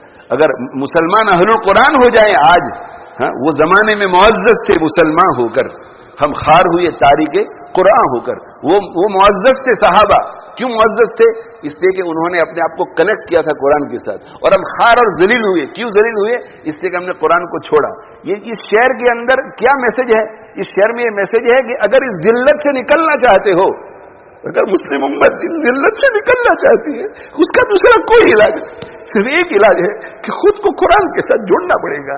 हमें तिलावत के जरिए जोड़ना पड़ेगा, कुरान के पैगाम को समझने के जरिए जुड़ना पड़ेगा, और हमें अपने आप को कुरान पर अमल करके जोड़ना पड़ेगा। अगर ये उम्मत ने बहैसियत उम्मत के कर लिया मेरे भाइयों, तो बड़ी बड़ी ताकतों को अल्लाह पास कर देगा। اس قرآن میں اتنی طاقت ہے. یہ قرآن اگر ہمارے اندر اتر جائے, ہماری زندگیوں میں آ جائے, تو دنیا کی کوئی طاقت اس قرآن کے مقابلے میں کھڑی نہیں رہ سکتی, ٹھہر نہیں سکتی. وہ زمانے میں معزز سے مسلمان ہو کر ہم خار ہوئے, تاریخ قرآن ہو کر ہم ذلیل ہوئے ہیں قرآن چھوڑ کر, اور وہ معزز ہوئے تھے قرآن کو پکڑ کے. اگر ہم بھی ذلت سے نکلنا چاہتے ہیں اور عزت کی طرف آنا چاہتے ہیں تو اس کا طریقہ یہی ہے کہ ہمیں قرآن کو مضبوطی سے پکڑنا پڑے گا, قرآن کو مضبوطی سے پکڑنا پڑے گا. اللہ تعالیٰ شانہ مجھے آپ کو عمل کی توفیق دے. اللہ تعالیٰ شانہ اس جلسے کو, ایسے قرآن سے حدیث سے تعلق رکھنے والے جلسوں کو خوب مبارک بنائے اور حفاظت دین اور اشاعت دین کا ذریعہ بنائے. پورے عالم میں دنیا کے کونے کونے تک اللہ تعالیٰ شانہ قرآن کے نور کو اور قرآن کی روحانیت کو اور قرآن کے پیغام کو اور قرآن کے علوم کو عام فرمائے. اور اللہ تعالیٰ شانہ ہمیں خوب قدر کی توفیق عطا فرمائے. علماء کی, مدارس کی, جہاں قرآن پڑھایا جاتا ہے, سکھایا جاتا ہے, ہمیں خوب قدر نصیب فرماوے. اور اللہ تعالیٰ شانہ شارٹ کٹ سے ہم سب کو بچائے, پوری امت کو بچائے. بھائی کام کرو تو اچھی طرح سے کرو, خاص طور پر دین کا کام. اللہ تعالیٰ ہم سب کو توفیق عطا فرماوے. اللہ ہمارے ان بچوں کو بھی قبول فرمائے, ان کے ماں باپ کو قبول فرماوے, ان سب کو امت کی قیادت کے لیے قبول فرما لے. اور اللہ تعالیٰ شانہ خصوصی فضل فرمائے. بیماروں کو شفا عطا فرماوے, بیماروں کو شفا عطا فرماوے, بیماروں کو شفا عطا فرماوے. جو موذی امراض میں مبتلا ہے اللہ تعالیٰ ان کو اس سے نجات عطا فرماوے. اور اللہ تعالیٰ شانہ حرمین شریفین جو پہنچے ہوئے ہیں انہیں قبولیت سے سرفراز فرمائیں, جو جا رہے ہیں ان کے لیے آسانی پیدا فرمائے, قبولیت عطا فرماوے. اور حرمین شریفین جو بار بار ہم سب کو اللہ لے جائے, خاص طور پہ وہ حضرات جو ابھی تک گئے نہیں ہیں, پوری دنیا میں جہاں کہیں مسلمان کوئی گیا نہیں, اللہ تعالیٰ ایسے اسباب پیدا کرے کہ وہ جلدی سے جلدی حرمین شریفین جائیں. اللہ ہمیں وہیں کی محبت عطا فرماوے, ہمارے حرمین شریفین کے اسفار کو محبت الہیہ کا, محبت نبویہ کا ذریعہ بنائے اور ادب کے ساتھ لے جاوے. جنت البقیع ہم سب کو اللہ نصیب فرماوے. اور اللہ تعالیٰ شانہ سے ہم دعا کرتے ہیں کہ جہاں کہیں کوئی پریشان حال ہے اللہ ان کی پریشانیوں کو دور فرمائے, مصیبتوں کو دور فرمائے. اس مجلس میں اس وقت جو جس نیت کے ساتھ شریک ہے اور وہ عند اللہ وہ نیت اس کی رضا کے مطابق ہے تو اللہ تعالیٰ اس کو بھی اللہ پوری فرمائے. اور اللہ تعالیٰ فلسطین کے مسلمانوں کے حال پہ رحم فرمائے, اللہ تعالیٰ ان کے حال پہ رحم فرمائے, اللہ ان کے حال پہ رحم فرمائے, ان کی حفاظت فرمائے, کلی طور پر اللہ حفاظت فرمائے. اللہ تعالیٰ شانہ خصوصی فضل فرمائے اور اللہ تعالیٰ ان کے لیے کامیابی کے اسباب مقرر کر کے کامیابی عطا فرمائے.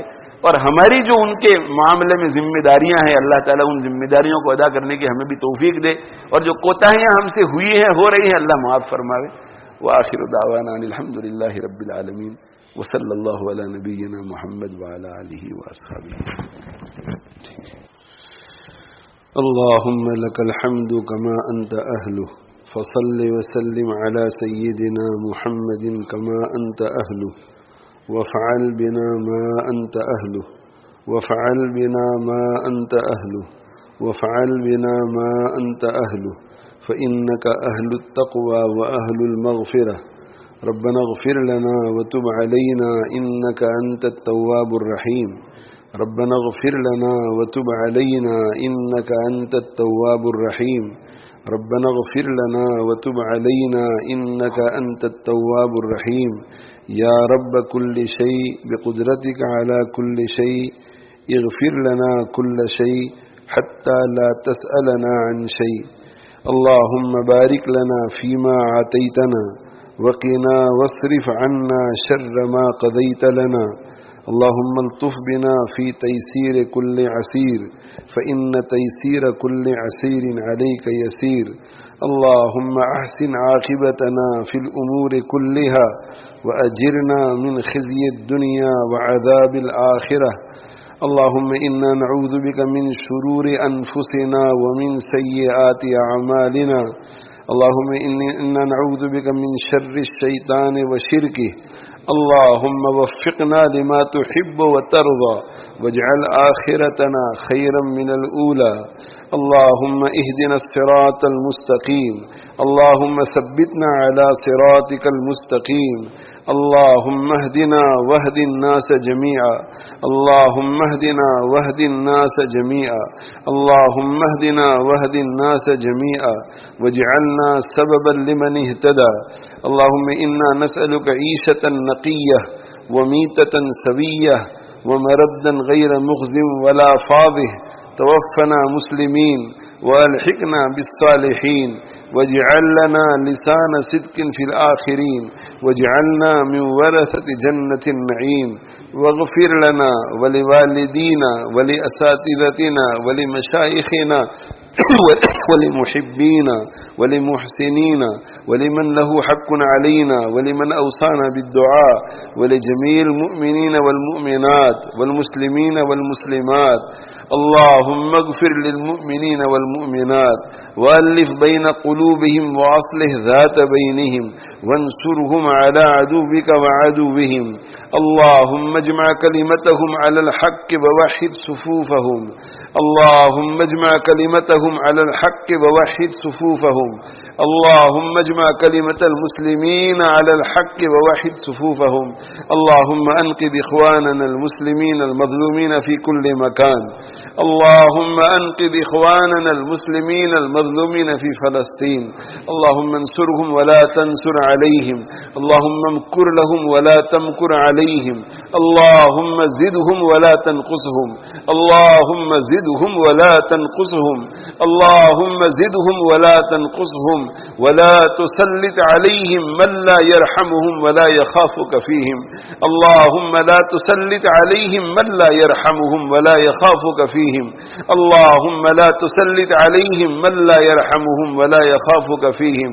اللهم احفظ الحرمين الشريفين والمسجد الأقصى المبارك واجعلها اللهم آمنة مطمئنة وسائر بلاد المسلمين. اللهم إنا نسألك إيمانا لا يرتد ونعيما لا ينفد ومرافقة نبينا محمد صلى الله عليه وسلم في أعلى درجة الجنة جنة الخلد. اللهم إنا نسألك الرضا بالقضاء وبرد العيش بعد الموت ولذة النظر إلى وجهك والشوق إلى لقائك. اللهم إنا نعوذ بك من ضراء مضرة وفتنة مضلة. اللهم فارج الهم كاشف الغم مجيب دعوة المضطرين رحمن الدنيا والآخرة ورحيمهما. أنت ترحمنا فارحمنا برحمة تغنينا بها عن رحمة من سواك. فارحمنا برحمة تغنينا بها عن رحمة من سواك. فارحمنا برحمة تغنينا بها عن رحمة من سواك. يا الله يا رحمن يا رحيم يا كريم يا حليم يا واسع المغفرة يا حنان يا منان يا ذا الجلال والإكرام يا حي يا قيوم يا حي يا قيوم يا حي يا قيوم. برحمتك نستغيث برحمتك نستغيث برحمتك نستغيث. نستغفرك ربنا ونسألك التوبة وأصلح لنا شأننا كله. اللهم أصلح لنا شأننا كله. اللهم أصلح لنا شأننا كله. اللهم أصلح أحوال المسلمين. اللهم أصلح أحوال المسلمين. اللهم أصلح أحوال المسلمين برحمتك يا أرحم الراحمين. برحمتك يا أرحم الراحمين. برحمتك يا أرحم الراحمين. اللهم أعز الإسلام والمسلمين. اللهم انصر الإسلام والمسلمين. اللهم انصر أمة سيدنا محمد صلى الله عليه وسلم. اللهم ارحم أمة سيدنا محمد صلى الله عليه وسلم. اللهم اهد أمة سيدنا محمد صلى الله عليه وسلم. اللهم أصلح أمة سيدنا محمد صلى الله عليه وسلم. اللهم فرج عن أمة سيدنا محمد صلى الله عليه وسلم. لا إله إلا الله الحليم الكريم. سبحان الله رب العرش العظيم. الحمد لله رب العالمين. نسألك موجبات رحمتك وعزائم مغفرتك والغنيمة من كل بر والسلامة من كل إثم والفوز بالجنة والنجاة من النار.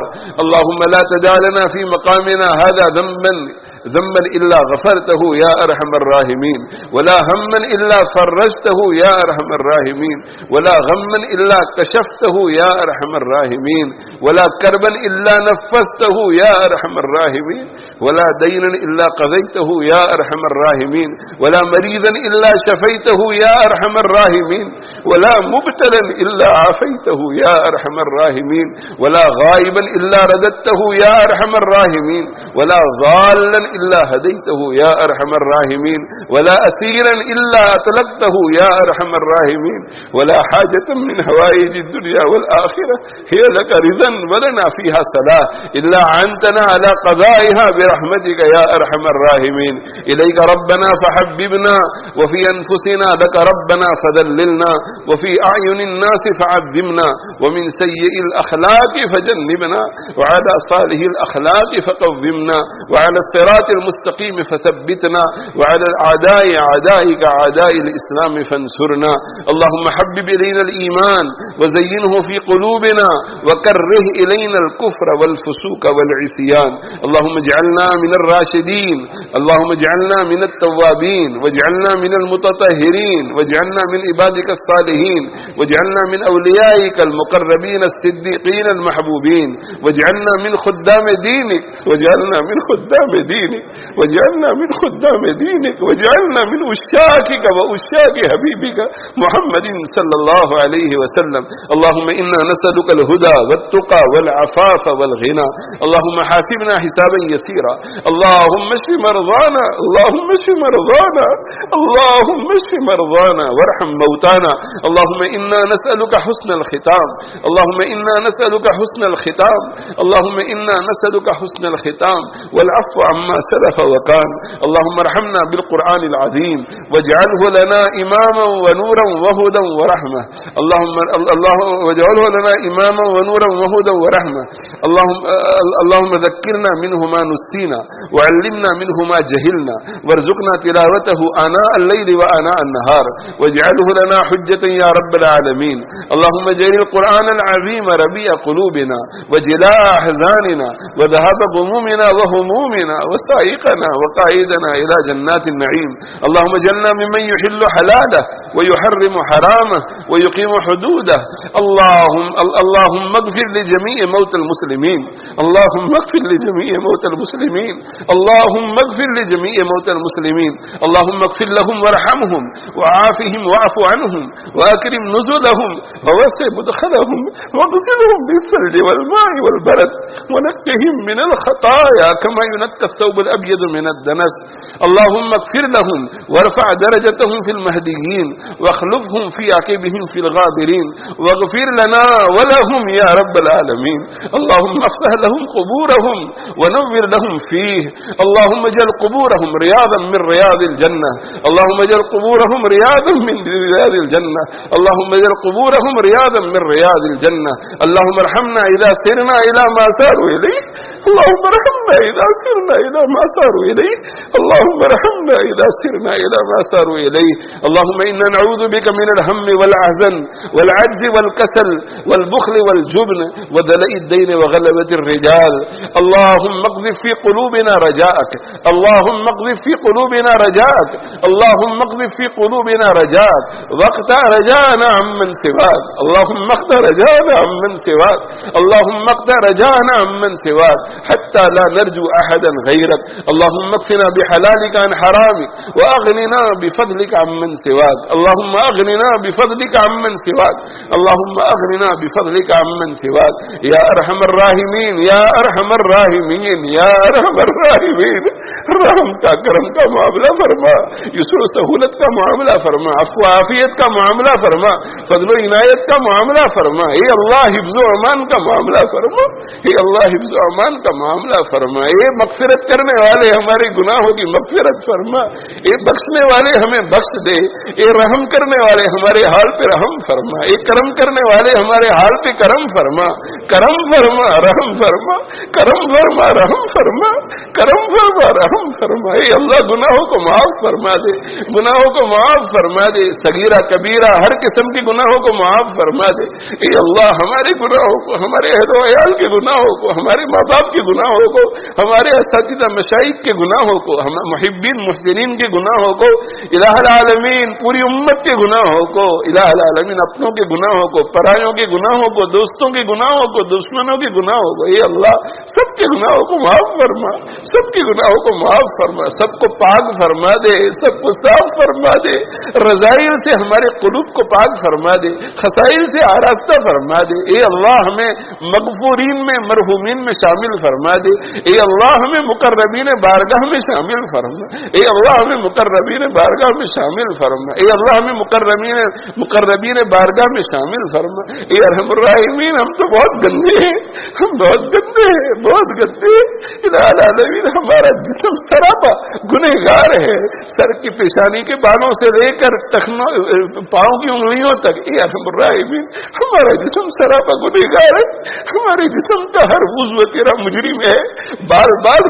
رواں تیرا مجرم ہے، الہ العالمین دماغ گناہوں کو سوچتا ہے، الہ العالمین دل گناہوں کو اپنے اندر لیے ہوئے ہیں، الہ العالمین ہاتھ بہت گندے اس قابل نہیں کہ تیرے سامنے اٹھائے جائے، الہ العالمین زبان بہت گندی، غیبت سے گندی، بہتان سے گندی، الہ العالمین گالی جھوٹ سے گندی، الہ العالمین اس قابل نہیں تیرے سامنے عرض و معروض کر سکے، یا رب الراحمین آنکھیں گندی، الہ العالمین ہماری آنکھیں فلموں کو دیکھتی ہے، ہماری آنکھیں ہر وقت بد نظری میں مبتلا رہتی ہے، الہ العالمین آنکھیں اتنی گندی ہے ان سے بہنے والے آنسو بھی گندے، الہ العالمین سراپا گندے، مگر جائے تو کہاں جائے، جائے تو کہاں جائے، یہ اللہ یہ ہماری ضرورت ہے، یہ ہماری حاجت ہے، الہ العالمین ہم تجھ سے مغفرت کو مانگ رہے ہیں، جہنم سے پناہ کو مانگ رہے ہیں، الہ العالمین تیرے غصے سے پناہ کو مانگ رہے ہیں، تیری لعنت سے پناہ کو مانگ رہے ہیں، تیری رضا کو مانگ رہے ہیں، تیری جنت کو مانگ رہے ہیں، الہ العالمین حسن خاتمہ کو مانگ رہے ہیں، عافیت کلی دائمی کو مانگ رہے ہیں، الہ العالمین اس لیے نہیں کہ ہم اپنے آپ کو اس کا مستحق سمجھتے ہیں، الہ العالمین اس لیے مانگ رہے ہیں کہ ہماری ضرورت ہے، ہم اس کے محتاج ہیں، الہ العالمین اس کے بغیر دنیا اور آخرت کی تباہی ہے، دنیا اور آخرت میں ذلت ہے، دنیا اور آخرت میں رسوائی ہے، اے اللہ ہماری جھولیوں کو بھر دے، ہماری جھولیوں کو بھر دے، ہماری جھولیوں کو بھر دے، اے اللہ بڑی امید ہے، بڑی امیدوں کے ساتھ ہم ہاتھ پھیلائے بیٹھے ہیں، الہ العالمین تجھے تیرا کلام بہت محبوب ہے، اس کے اختتام پر تو دعائیں قبول کرتا ہے، تیرے پیارے حبیب صلی اللہ علیہ وسلم کی زبان مبارک نے ہمیں الہ العالمین یقین دلایا ہے کہ ختم قرآن کے موقع پر دعائیں قبول ہوتی ہیں، تیرے پیارے حبیب صلی اللہ علیہ وسلم کے شاگردان رشید بھی ختم قرآن کے موقع پر اکٹھے ہو جایا کرتے تھے اور دعائیں مانگا کرتے تھے، اے اللہ یہاں ایک قرآن نہیں کئی قرآن ختم ہوئے ہیں، الہ العالمین بہت سارے قرآن ختم ہوئے ہیں، بڑی محنت جفا کشی کے ساتھ ہمارے ان بچوں نے حفظاً قرآن مجید کو ختم کیا ہے، الہ العالمین انہیں جزائے خیر عطا فرما، انہیں جزائے خیر عطا فرما، یہ قرآن ختم نہ کرتے ہمیں یہ موقع نہ ملتا، لیکن ایک ساتھ بیک وقت اتنے سارے قرآن ختم ہوئے، الہ العالمین دعا کی قبولیت کی لالچ میں یہاں گنہگار بھی آئے ہیں اور صلاح بھی آئے ہیں، الہ العالمین یہاں علماء ہیں، حفاظ ہیں، مفتیان کرام ہیں، حدیث اور تفسیر کی خدمت کرنے والے ہیں، قرآن مجید کی خدمت کرنے والے ہیں، الہ العالمین ہمارے حسن زن کے مطابق یہاں اولیاء بھی تشریف فرما ہے، الہ العالمین عورتیں بھی الہ العالمین تیری بارگاہ میں ہاتھ پھیلائے بیٹھی ہیں، لوگ رو رہے ہیں، آنکھوں سے آنسو بہا رہے ہیں، اس امید پر کہ تو تیری طرف سے رحمتوں کا نزول ہو رہا ہے، الہ العالمین رحمتوں کو نازل فرما، رحمتوں کو نازل فرما دے، الہ العالمین ہم میں سے کسی کو محروم نہ فرما، امت کے کسی فرد کو محروم نہ فرما، امت دعوت امت اجابت میں سے کسی کو محروم نہ فرما، الہ العالمین کسی کو محروم نہ فرما، کسی کو محروم نہ فرما، الہ العالمین تیرے کلام کی برکت سے، الہ العالمین تیرے کلام کی برکت سے رحمتوں کو عام فرما، برکتوں کو عام فرما، الہ العالمین ہدایتوں کو عام فرما، سعادتوں کو عام فرما، علم نبوت کو عام فرما، حکمتوں کو عام فرما، صحتوں کو عام فرما، خیر کو عام فرما، الہ العالمین خیر کو عام فرما، خیر کو عام فرما، اے ارحم الراحمین امن کو عام فرما، امن کو عام فرما، ظلم کا خاتمہ فرما، الہ العالمین گمراہی کا خاتمہ فرما، شقاوت کا خاتمہ فرما، جہل کا خاتمہ فرما، الہ العالمین تیرے دین کو سر بلندی عطا فرما، تیرے دین کو سر بلندی عطا فرما، الہ العالمین تیرے محبوب دین کو سر بلندی عطا فرما، الہ العالمین امت کو شان و شوکت عطا فرما، امت کو عزت عطا فرما، امت کو عزت عطا عطا فرما, امت کو عزت عطا فرما. یا ارحم الراحمین ہمیں معاف فرما دے, معاف فرما دے الہ العالمین, معاف فرما دے. اگر تو نے میرا مقدر نہ بدلا, بتا پھر یہ کامل نظر کس لیے ہے؟ اگر تیرے دیوانے یوں لوٹ جائے, یہ در کس لیے ہے, یہ گھر کس لیے ہے؟ اے اللہ, ہم جیسے بھی ہیں, ہم جیسے بھی ہیں تجھے چاہتے ہیں الہ العالمین, تجھے مانتے ہیں الہ العالمین. الہ العالمین تیرے اوپر ہمیں بھروسہ ہے, اعتماد ہے کہ تو ہمیں معاف کر دے گا, تو ہمارے بیڑے کو پار لگائے گا. الہ العالمین تو امت مسلمہ کی بدحالی کو خوشحالی سے بدل دے گا. الہ العالمین ہم تجھ سے امید رکھتے ہیں, آج نہیں تو کل, کل نہیں تو پرسوں. وہ دن آئے گا الہ العالمین جب امت کے احوال بدلیں گے, بدحالی سے امت نکلے گی, خوشحالی کی طرف آئے گی. ہمارے بچوں کا رونا سسکنا ختم ہوگا الہ العالمین, ہماری جوان بیٹیوں کی حفاظت ہوگی الہ العالمین, ہماری ماؤں کی مظلومیت ختم ہوگی الہ العالمین, ہمارے بڑھوں کی پریشانیاں ختم ہوگی, اہل حق کی پریشانیاں ختم ہوگی الہ العالمین. دیر ہے سویرے الہ العالمین, دیر ہوگی مگر الہ العالمین دیر سویر تیری طرف سے نصرت ضرور آئے گی, رحمت ضرور اترے گی الہ العالمین, الہ العالمین, الہ العالمین. مگر ہم کمزور ہیں الہ العالمین, عاجز ہے الہ العالمین, بے صبری کی شکار ہو جاتے ہیں الہ العالمین. اس سے پہلے کہ ہم پھسل جائیں, بے صبری کی شکار ہو جائے الہ العالمین, دستگیری فرما, دستگیری فرما, دستگیری فرما, دستگیری فرما الہ العالمین. گناہوں کو معاف فرما دے الہ العالمین, پورے دین پر الہ العالمین جما دے الہ العالمین. قرآن کو پڑھنے والا بنا دے, تجوید کے ساتھ پڑھنے والا بنا دے, صحت کے ساتھ پڑھنے والا بنا دے. قرآن کو سمجھنے کا شوق نصیب فرما الہ العالمین. قرآن اور حدیث کے حلقے ہر مسجد میں قائم فرما الہ العالمین, الہ العالمین. صحیح العقیدہ, صحیح الفکر اہل اللہ کے ذریعے الہ العالمین قرآن مجید اور احادیث شریفہ کے حلقے مساجد میں لگا دے الہ العالمین. لوگوں کو جوگ در جوگ اس کا شوق نصیب فرما اور اس سے استفادے کی توفیق عطا فرما الہ العالمین. قرآن کی تعلیمات کو عام فرما الہ العالمین. ہماری زندگیوں کو قرآن مجید کی تعلیم سے خوب آراستہ فرما, خوب آراستہ فرما, خوب آراستہ فرما. یہ ارحم الراحمین قبولیت عطا فرما, قابلیت عطا فرما, صلاحیت عطا فرما, صالحیت عطا فرما. اولیاء کاملین میں شامل فرما الہ العالمین, علماء ربانیین میں شامل فرما. یہ ارحم الراحمین آنے والوں میں سے مجلس میں جتنے لوگ جہاں جہاں بیٹھ کر شریک ہیں ان میں سے کسی کو بھی محروم نہ فرما, پوری امت میں سے کسی کو محروم نہ فرما, امت میں سے کسی کو محروم نہ فرما الہ العالمین. جو حرمین شریفین پہنچے ہوئے ہیں الہ العالمین, انہیں محبت الہیہ اور محبت نبویہ سے سرشار فرما. جو جا رہے ہیں ان کے لیے سفر کو آسان اور مقبول فرما الہ العالمین. علماء کرام, مفتیان اعظام, حفاظ کرام الہ العالمین, اولیاء اعظام الہ العالمین, دین کے خدام الہ العالمین, الہ العالمین. ان سب کی عمروں میں, صلاحیتوں میں, صالحیتوں میں, فیوز میں, علوم میں, جد و جہد میں برکت عطا فرما. جو جہاں کہیں جد و جہد میں لگے ہوئے ہیں الہ العالمین انہیں مقبول بنا دے, قبول فرما دے. ان کے لیے ہر قسم کے ظاہری, باطنی, مادی, روحانی وسائل مہیا فرما الہ العالمین. فرشتوں کے ذریعے ان کی نصرت فرما الہ العالمین. روح الامین کے ذریعے ان کی نصرت فرما الہ العالمین. قدم قدم پہ برکتیں نازل فرما, رحمتیں نازل فرما, نصرتیں نازل فرما, نصرتیں نازل فرما, نصرتیں نازل فرما. سب کو دل جمعی عطا فرما الہ العالمین, دل جمعی عطا فرما الہ العالمین. قوت قلبیہ نصیب فرما الہ العالمین. عالی ہمت نصیب فرما, اعلیٰ درجے کی ہمت عطا فرما. مایوسی سے حفاظت فرما الہ العالمین, مایوسی سے حفاظت فرما. یہ ارحم الراحمین, یہ ارحم الراحمین. جو مانگا وہ بھی عطا فرما, مانگنا چاہیے تھا نہیں مانگ سکے وہ بھی عطا فرما الہ العالمین. یہ تیرے بندے, تیری بندیاں جو تیرے دربار میں ہاتھ پھیلائے بیٹھے ہیں, ان کی اپنی اپنی بہت ساری دینی دنیاوی تمنائیں ہوں گی. اے ارحم الراحمین, ان میں جو تیری رضا کے مطابق ہے الہ العالمین پوری فرما دے. اے اللہ پوری فرما دے, ان کی تمنائیں پوری فرما دے الہ العالمین. جو جس پریشانی میں مبتلا ہے اس کی پریشانی کو دور فرما. جو مصیبت زدہ ہے عافیت عطا فرما.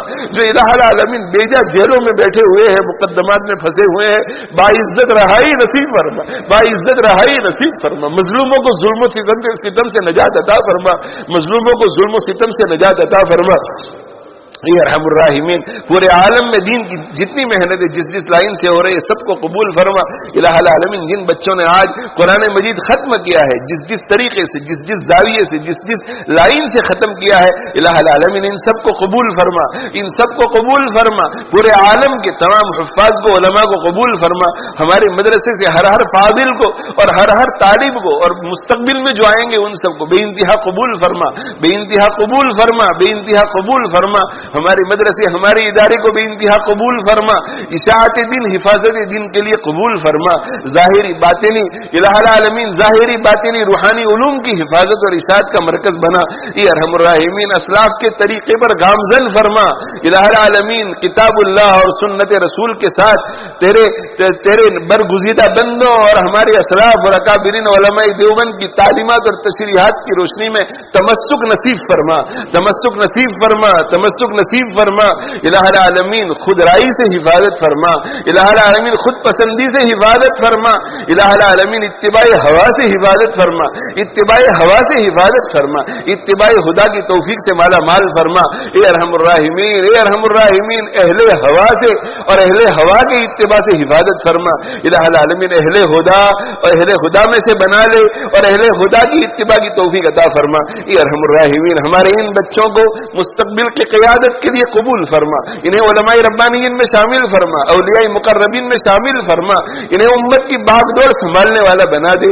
اخلاص للہیت کا حامل بنا دے, اخلاص للہیت کا حامل بنا دے. اے اللہ جتنے علماء بیٹھے ہوئے ہیں الہ العالمین, جتنے حفاظ بیٹھے ہوئے ہیں, جتنے اہل علم بیٹھے ہوئے ہیں, جتنے دین کی خدمت کرنے والے بیٹھے ہوئے ہیں ان سب کو الہ العالمین باقی دوسرے دوستوں کو بھی اخلاص اور للہیت کے حامل بنا دے.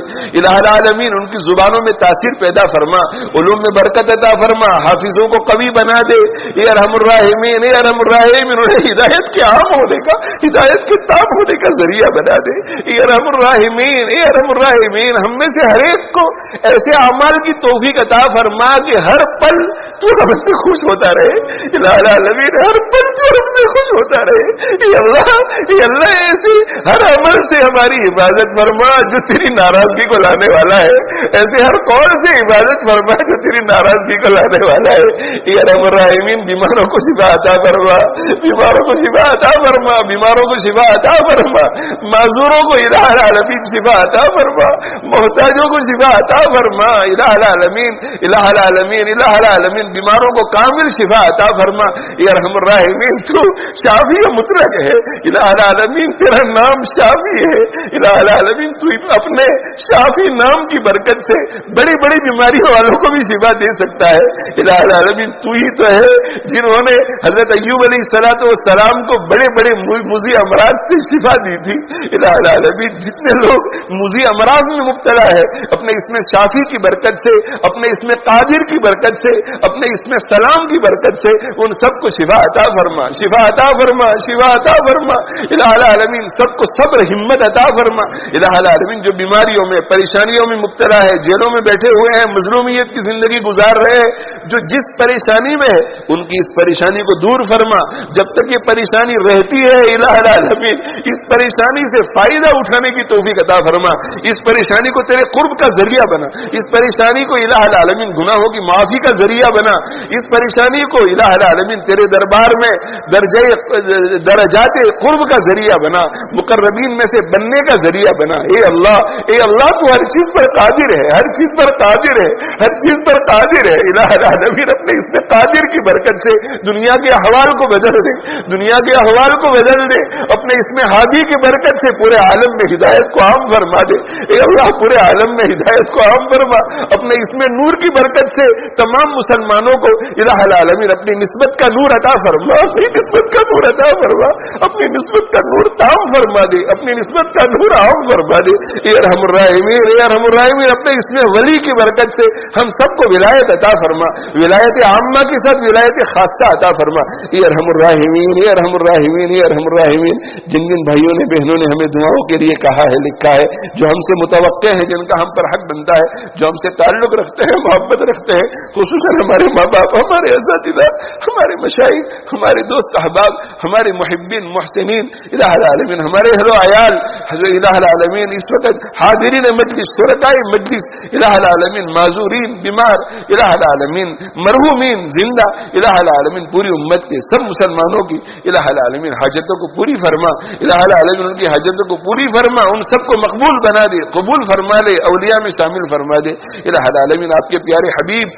صلی اللہ علیہ وآلہ وسلم کی مانگی ہوئی ہر خیر عطا فرما دے، جن شرور سے پناہ مانگی ان شرور سے پناہ عطا فرما دے، اے ارحم الراحمین ختم قرآن کے موقع پر آپ کے پیارے حبیب صلی اللہ علیہ وسلم نے جو دعائیں مانگی تھی، حضرت صدیق نے، حضرت فاروق نے، حضرت ذوالنورین نے، حضرت علی رضی اللہ تعالی عنہم نے، الہ العالمین صحابہ کرام رضوان اللہ تعالی علیہم اجمعین نے، امت کے صلحاء فقہاء ائمہ نے، الہ العالمین جو دعائیں مانگی تھی، الہ العالمین وہ ساری دعائیں ہمارے حق میں قبول فرما، ہمارے حق میں قبول فرما، اے اللہ ختم قرآن کے موقع پر جو روحانی علمی اور نورانی دولت الہ العالمین تو اپنے برگزیدہ بندوں کو عطا کرتا رہا ہے، الہ العالمین وہ روحانی نورانی علمی الہ العالمین عملی ساری دولتیں ہمیں بھی عطا فرما، ہمیں بھی عطا فرما، الہ العالمین اہل اللہ اہل القرآن میں شامل فرما، اہل اللہ اہل القرآن میں شامل فرما، الہ العالمین قرآن سے محبت عطا فرما، قرآن سے محبت عطا فرما، اے ارحم الراحمین اتنی محبت عطا فرما، اتنی محبت عطا فرما، اتنی محبت عطا فرما کہ جب روح جسم سے نکل رہی ہو اس وقت بھی ہماری زبانوں پر تیرا کلام جاری ہو، اے اللہ تیرا کلام جاری ہو، اے اللہ اس مجمع کو قبول فرما لے، قبول فرما لے، اے اللہ قبول فرما لے، اے اللہ مانگنا نہیں آتا، مانگنے کے آداب نہیں آتے، اے رب الراحمین، اے رب الراحمین ہم اپنی حیثیت کو دیکھ کر کچھ نہیں مانگ رہے ہیں، ہم تو تیری حیثیت دیکھ کر مانگ رہے ہیں، تو شریفوں کا شریف ہے، تو شرافت کا منبع ہے، تو شریفوں اور شرافت کو پیدا کرنے والا ہے، تو مانگنے کو پسند کرتا ہے، اے ارحم الراحمین تو عفو درگزر کو پسند کرتا ہے، الہ العالمین الہ العالمین معاف فرما دے، ہماری حاجتیں پوری فرما دے، الہ العالمین علوم میں برکت عطا فرما دے، الہ العالمین الہ العالمین محض اپنے لطف و کرم سے اپنے نبی صلی اللہ علیہ وسلم کے توفیل ہماری دعاؤں کو قبول فرما، مرحومین کی بھی مغفرت فرما، آدم علیہ الصلوۃ والسلام سے لے کر ہمارے زمانے تک جتنے الہ العالمین ارباب ایمان ہیں ان میں سے کوئی بھی اگر گرفتار عذاب ہے تو اسے معاف فرما کر اس کے لیے جنت کی کھڑکی کھول دے۔ ربنا تقبل منا انك انت السميع العليم وتب علينا انك انت التواب الرحيم اللهم كل خير لكل مسلم ومسلمة ربنا آتنا في الدنيا حسنة وفي الآخرة حسنة وقنا عذاب النار سبحان ربك رب العزة عما يصفون وسلام على المرسلين والحمد لله رب العالمين وآخر دعوانا أن الحمد لله رب العالمين برحمتك يا أرحم الراحمين آمين.